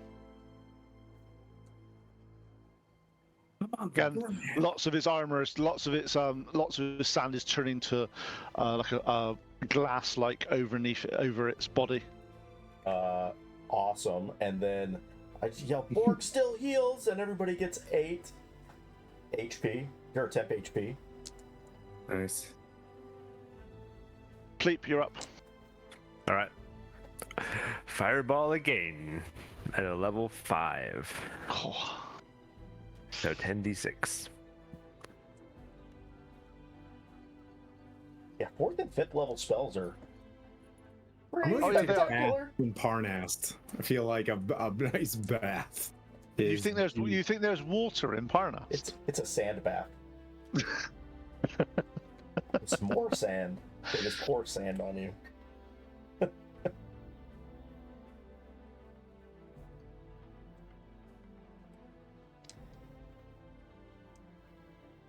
37. How much? 37. 37 fire damage. Okay. As you cast Fireball on it, all the joints all start to glow red as they start to fuse together with and turn to glass. As he goes down onto one knee, and over its whole body is now a glass-like shell, and it's no We'll longer shatter moving. him! Shatter him! Of course, he's no longer moving, though. Hmm. Yep, and it just would be the pull golem's turn next, but he's not allowed to do anything now. So, Zora. I'm gonna smash it with the hammer and hope to shatter this guy. Look at Tim's face. Look, he looks worried. All right, 27. You miss. What? Miss with the 26. What? You miss. It bounces off the protective armor. Can we see the heart? Can we see the orb? Did we stop it? Yeah, like is that opening where the chest was pulsating still there?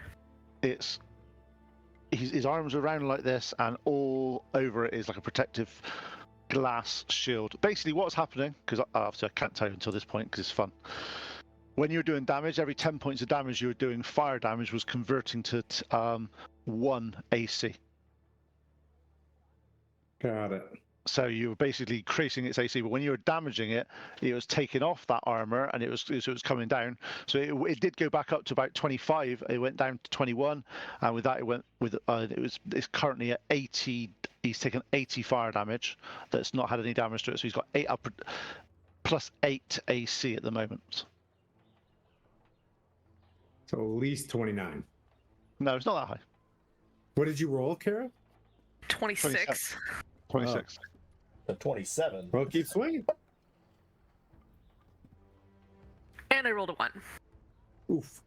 Ka-ching! Bounces off his protective armor. Is swinging out again. Tim, you're up. All right, so you guys are just. I'm gonna take a round to clean myself. At least clean my eyes out. You don't even know he's done this at the moment. You're blind. I'll get done. Hope I get a 27 to hit. What's your plus? Huh? You got plus Plus minus. 12. Yeah, you're fine. Oh, that's a 30.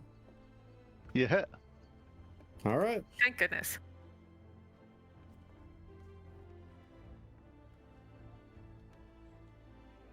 How much damage you done? Come on, sir. Are you doing any smities or just not? I am. 27. Okay, cool. Gollum still not allowed to do anything because he's not alive. Can at I the hit moment. again? Did it break? You hit it and glass shards fly off. Is that your first attack? Yep. Second attack. And I'm blind, but the glass broke. Did the sphere break? The parts of it has. Oh, okay. You've done Keep going. 27. You've done 27 damage to it.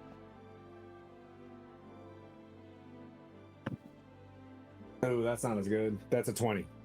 No, missed. 20 misses. 20 misses. Ching. Quark. I'm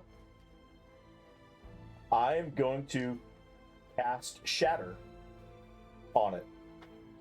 Sounds like a good spell to use at this point. Yeah, so obviously disadvantage on the con save. It fails miserably. Then it is going to take 4d8. 48. That's good. Highly recommend. These are fun. 22 thunder damage. Yep, cool. Hang on, 22. Yep, sorry. I did my maths wrong. That's right, fine. Carry on. As you do that, shards of it start splattering out everywhere. And then Bork heals, and you all get 11. That was a good roll that time.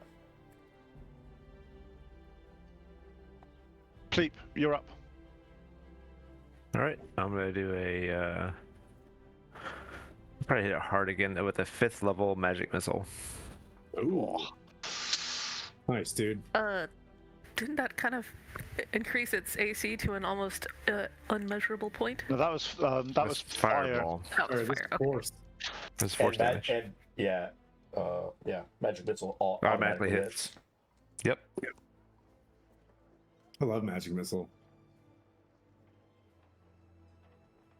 It also has less armor now because it's been hit a couple of times.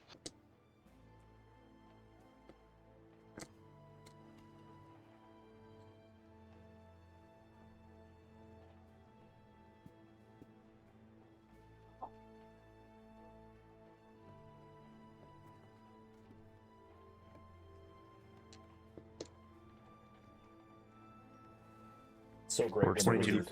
22. 22. Okay, no, yep.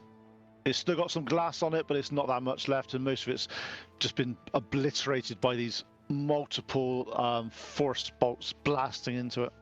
Could we reach in and grab this orb, or is it covering it up?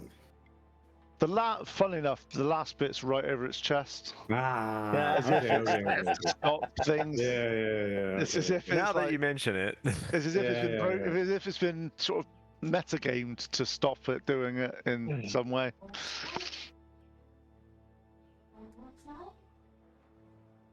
Yeah, that's it for me. Zora. Okay, I'm gonna try to smash it with my hammer. You One got more this. time. Probably 2 more times. 30. 30. That hits. I was about to say, don't you break my heart, Peter.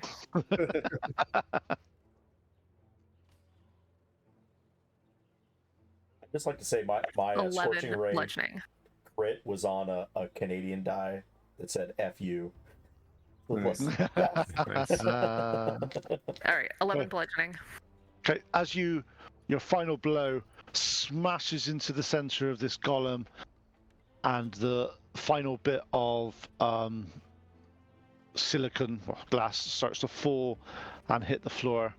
As you do that, you start to hear a cyclone just burst out from the, and he collapses to the floor. Phase 3. The golem is in front of you. It's currently down. I would like to However- reach in and grab the thing. In a second. The storm around you starts to get wild and out of control and starts to collapse in towards the party. Hmm. Not that I would know. It seems like normal storm to me. Can I drown more than I am already drowning? Do you taste more sand? Yeah. I'm gonna be pooping sand for a week after this. However, as it does that, the storm is getting closer and closer. Pleep, as you're up in the air, a little bit away from the party, you start to get sort of around us, as it starts to get closer and closer and closer. The lightning's smashing around the floor, forming small areas of glass. Just as it gets to about where the party is, the storm just fades. As you start to look around, you start to see actual distance and start to see things around and see what's happening. As you do so, the golem falls on its back, arms out, and in its chest, you see parts of the it's pulled apart and of a glowing red orb, about 12 inches, pulsating in the snow. Sorry, in the I'm sand. gonna take that little guy. Okay. Am I still swinging like crazy, or did it stop for me too? Am I just like? Yeah, you're still going mad. Okay, Is someone going to tell him that he's dead?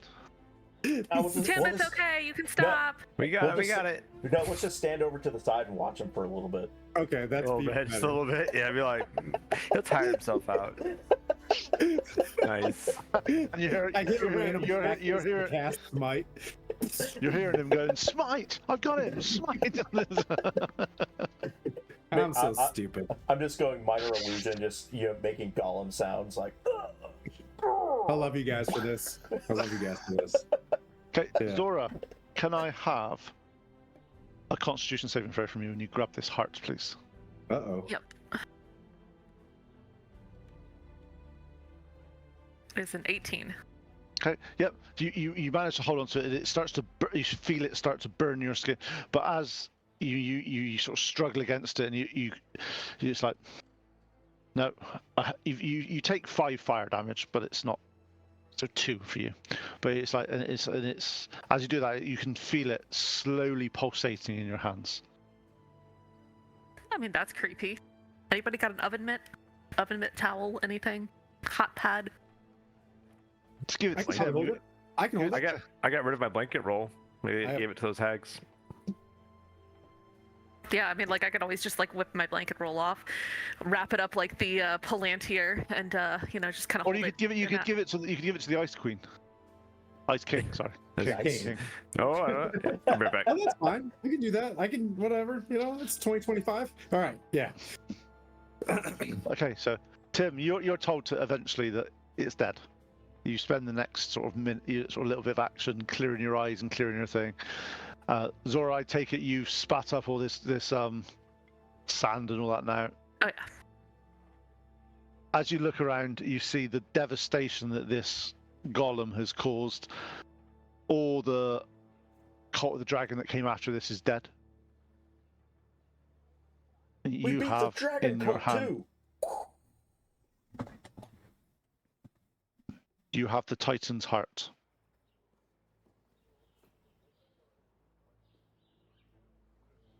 Let's get back Should to we bring it back? Parnast.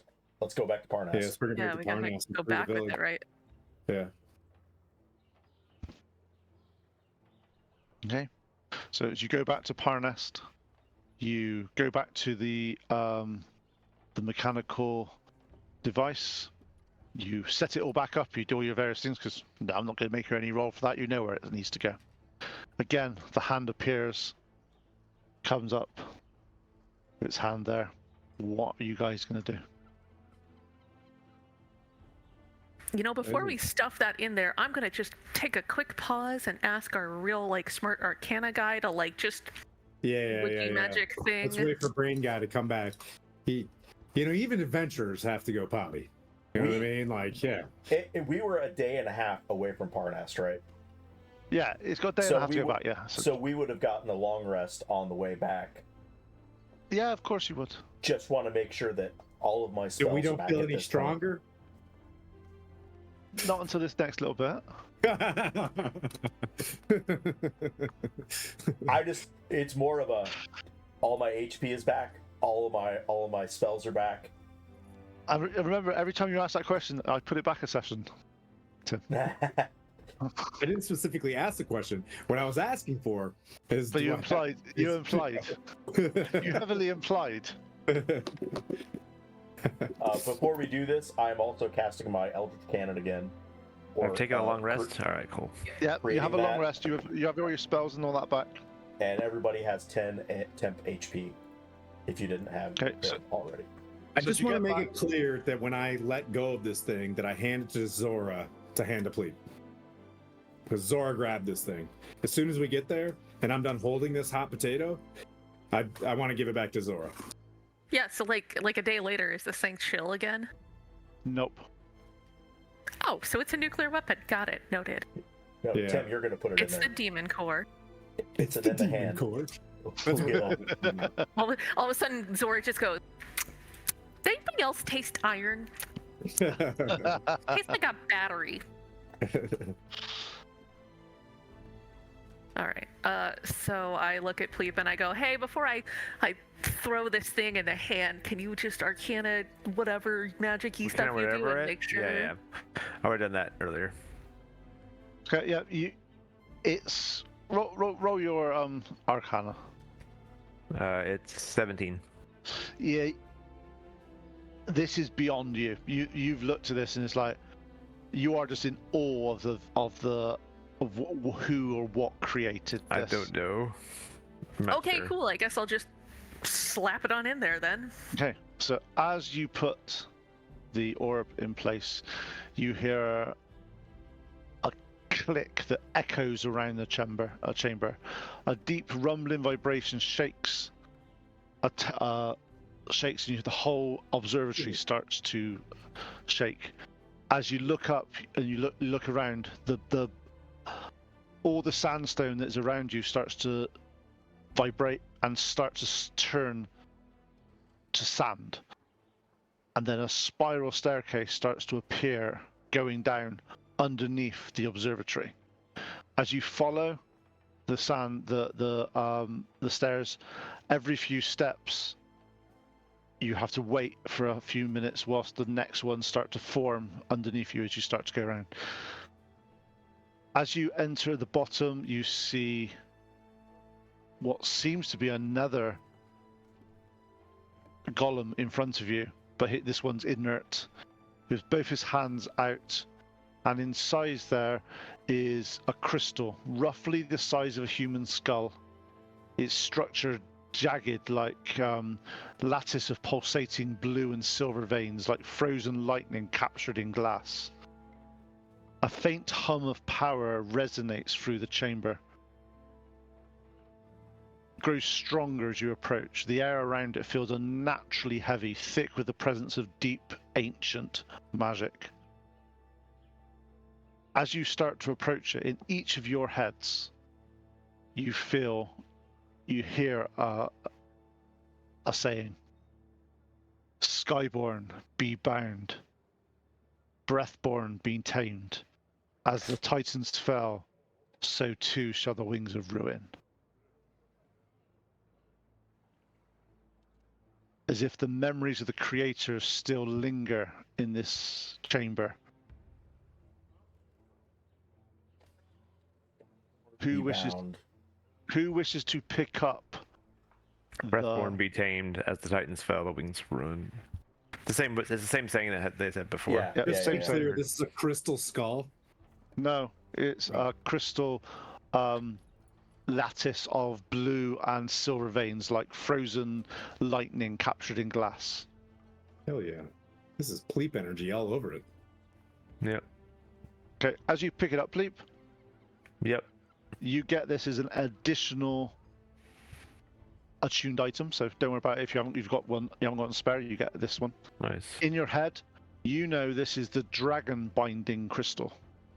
It's a relic from the age of Titan warfare. It exerts a supernatural force upon any dragon within its range. When you enable it, it's a 60 feet radius of where you are, weaving unseen chains of gravity and suppression around them. It stops the dragon being able to use flight, so it anchors them to the ground. It also reduces their breath ability by some degree. It seems to just reduce it in some way. It's like it siphons the energy away into the crystal. And Down. so that's what it does. It is basically a dragon binding crystal that the cult have been protecting in case they needed to use it against some dragons. You know, between that and this entire dragon femur I've been carrying around for 26 sessions, you know, I think we maybe have a fighting chance. The crystal Bruh. pulses rhythmically, as almost as it's taking on the heartbeat of the Titan, sending brief flickers of arcane change through the air before vanishing again. This is a weapon. This is a weapon We're gonna to do be it. used against the greatest of worms. And at that point, you also level to level 12.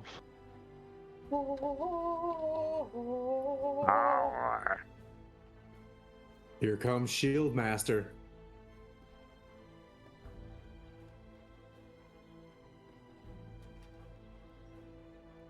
Heck. Dexterity.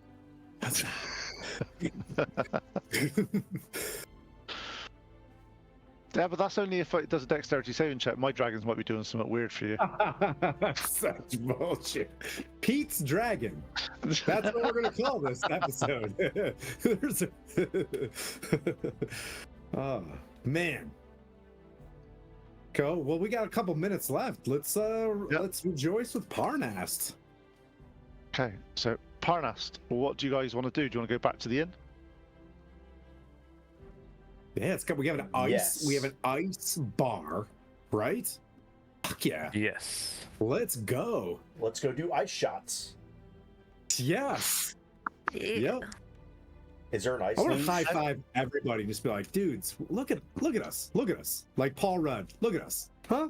Look at us. Who'd have known? Look at us. This is great.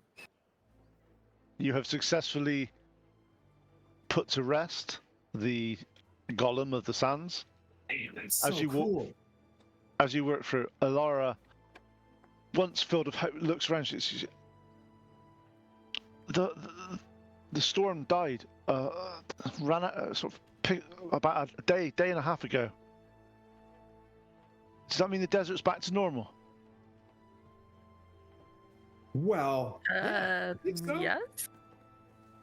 I wouldn't go there because there's an ancient blue dragon living in it. But we're gonna go there. We're gonna go solve that, and I think you guys should be good to go. Well, your names are again. Sorry, you see her with a little chisel, and she's gonna Noinek and the other guys. and she carves Noinek and the Avengers into the frozen bar, so you've got your name emblazoned on it. It's a giant N. You know what I mean? And we know the rest. We get it. Just make sure Noinek. It's important. As she does that, she introduces you to a couple of other people around.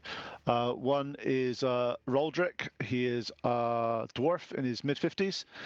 And he walks up and he's like, "Can't believe you finally got rid of the cult. Are you guys staying around to make sure you don't come back?" Well, I a don't think good- they're yeah. coming back. They all They died all- in the desert. He goes, "They always come back. Maybe not now, maybe not tomorrow, but they will be back." If this all works out and I can return to Waterdeep, to whatever shit show the Dungeon Master did to my legacy, if I can, I will send forces out here. I will try to send forces out here. Provide if not- stability to the region. And if not, I will remain in Parnast. He looks How at do you you. think Moriana feels about that? Oh yeah. She Well, likes sand. fair It's fine. Yeah. He looks at you. You can see that in his eyes that he wants to believe you. He's just the years that he's been here. There's been so many adventures through that said exactly the same words as that, and within a year, the cult are back in charge. But hopefully, he says, hopefully things will be different this time. I have a good feeling about you guys, but If you don't mind, we almost died about 2 days ago, and I know you live a rough life yourself, but it ain't easy for us. But if we could just, before we walk into that desert and face your doom, can we have a good time tonight? Can everybody just fix their face and, you know what I mean? Like, can we? she just wants us to swallow and just get on with it, and then just not worry about what we're feeling. Just get on with life. Yeah. Wow, that's just Give him brutal. a hug with a lay on hand to try to, you know what I mean? Like, put some tear juice in him. But yeah. Well, hopefully, and as you do that, Clara sort of gets up and puts a load of spirits on the counter, moves them across and pours them across. As you see them all slightly chilling as they're waiting on the side. I'm gonna pick Bork up, put him on my lap, and just like twist the back of his head and like, let's play some songs, bro. Hey. Best live BGMs you ever heard. So Yeah, as we yeah. do this, Ever. I want to go round, and I'm putting you each on the spot now, just make think of things because it saves me doing it. Can we go around each of you and for you to have a think about what's this meant to you, what this means going forward, what's going to mean for your character, what do you think's what's about to happen? You know that this is going to be the fight to end all fights. What's going through your minds currently as your characters at the moment? So I'm going to start with Bork because he's the clever one. He'll come up with something in about 3 seconds. Bork is he doesn't know, he knows what we just found was huge, and he's, as a construct himself, he's like, this is amazing. Whoever constructed this thing he's just amazed by the gravitas of the magic that was within this thing. He wants to learn more about it, but he's also excited because whatever we're going to next, we're very much now even better prepared for this. And not that Bork ever seems down, but you could see like his eyes are a little bit greener and a little bit brighter. Like he's excited for whatever's coming next. I just put the cut and paste in the thingy, so if anybody wants to write it down, saves you having to copy it. Do yourself a favor and copy and paste that and put it in your backstory in D&D Beyond. That's how I survive all this stuff, because I just go to the backstory in D&D Beyond. Hey, look, I've made no custom items in this campaign at all. Okay. Huh. And as part of this level up, I get a new infusion, and I'm going to create a spell restoring ring to give to Pleep. And I go, use this, sir, to restore up to a third level spell slot. Oh. Pretty. So nice. Okay. Thank you very much. Fudge, yeah. Thank you. That does remind you. Obviously, you are level 12, so if there's anything you want to tell me what you've got, because it might be, I can then choose to ignore it. I'm leveling real fast too. Zora.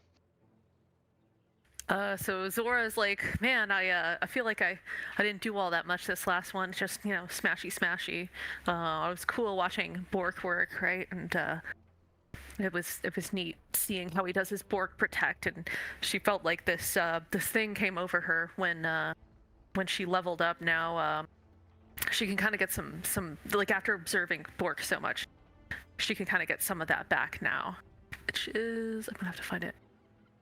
It's like. It's not a spell, but it's that like roll to get or whatever back feature. Here you go.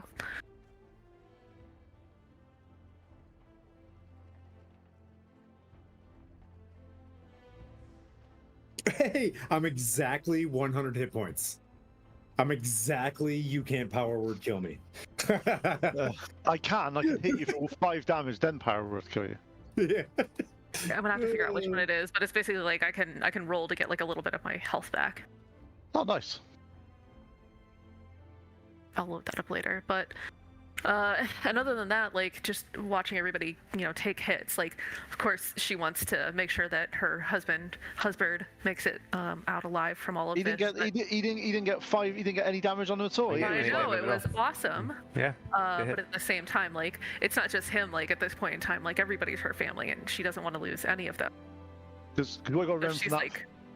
like One really thing you- worried now how like what comes up next. One thing you take from that is, especially from obviously with Pleep, with his magic and with his abilities and all that, you were fighting there, which was effectively a brain dead construction.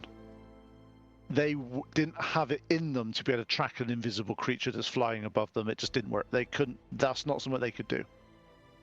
Even though they had various abilities that could have knocked him out of the sky with whirls, with sort of tornadoes and all that sort of stuff, there's no way he would have worked it out because he's got 3 intelligence. So it worked what he was doing worked really well against a creature that wasn't that bright. Cool. Yeah, that's pretty much it. Yeah. Okay. And Tim. You were gonna hit me while I was studying.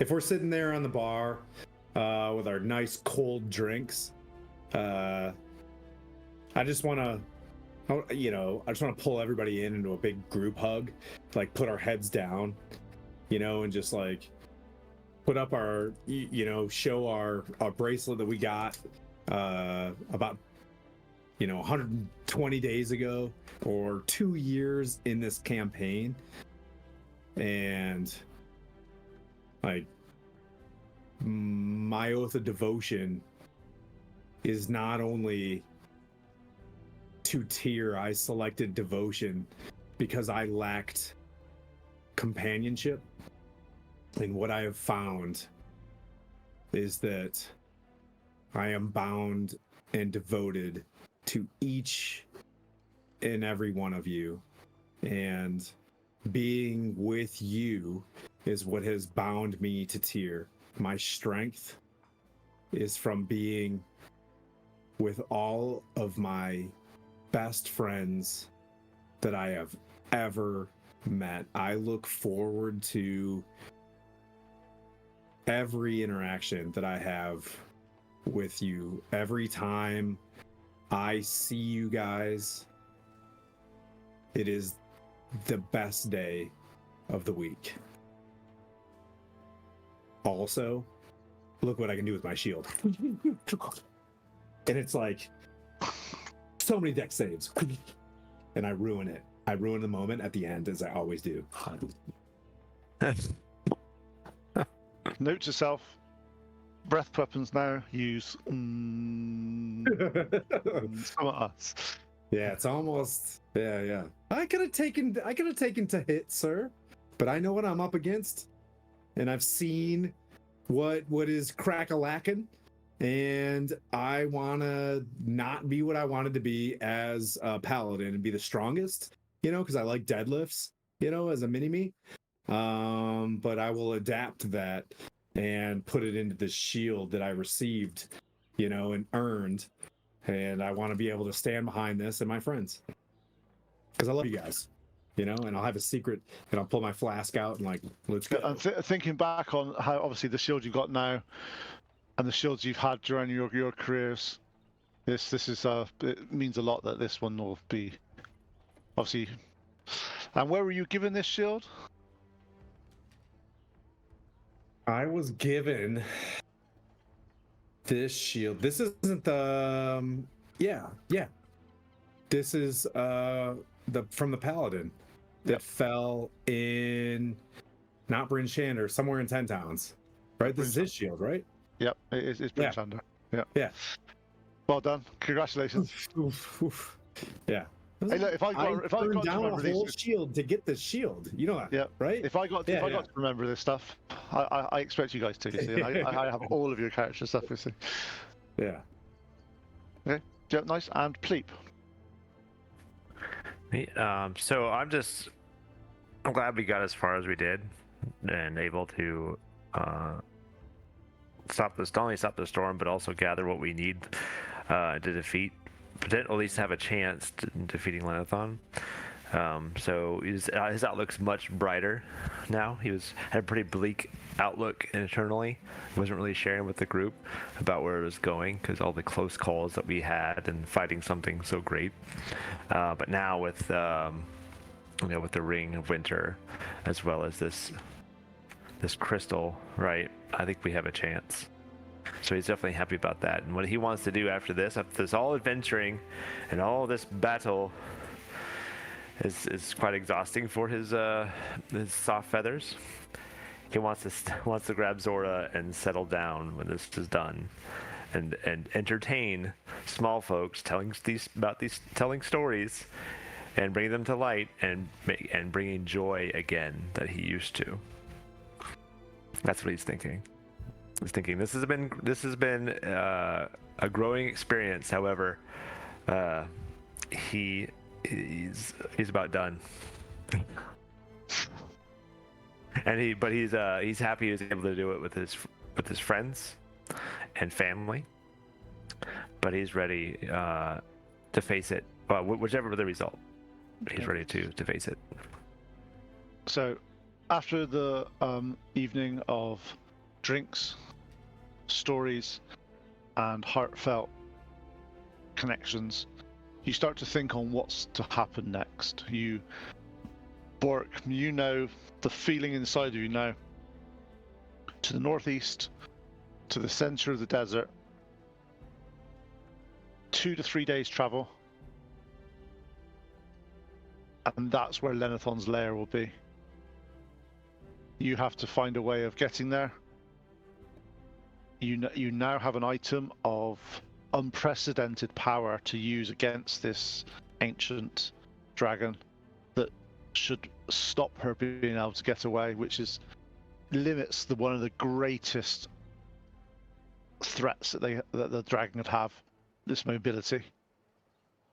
You've got to get close enough to be able to use this item to capture her.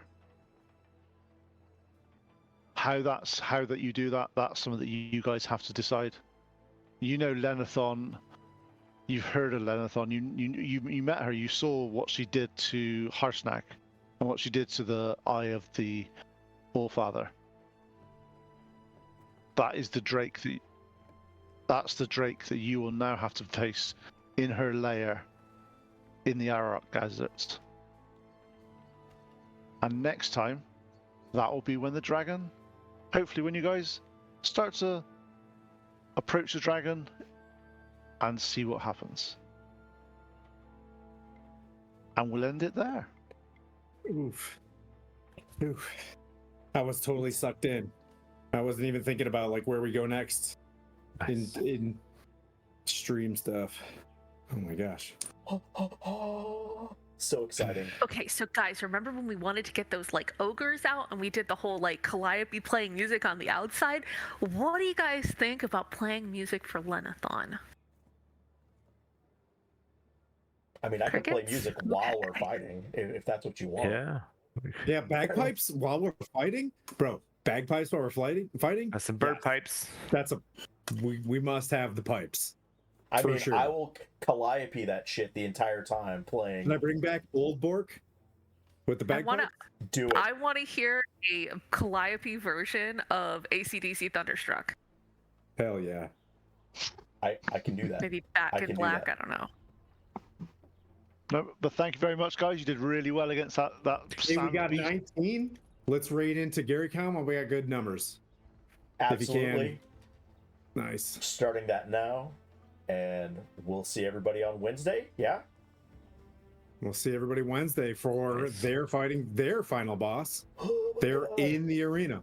They're ready to rock. Cool. They get Well, like one raid prep. Then we'll see you then. Bye.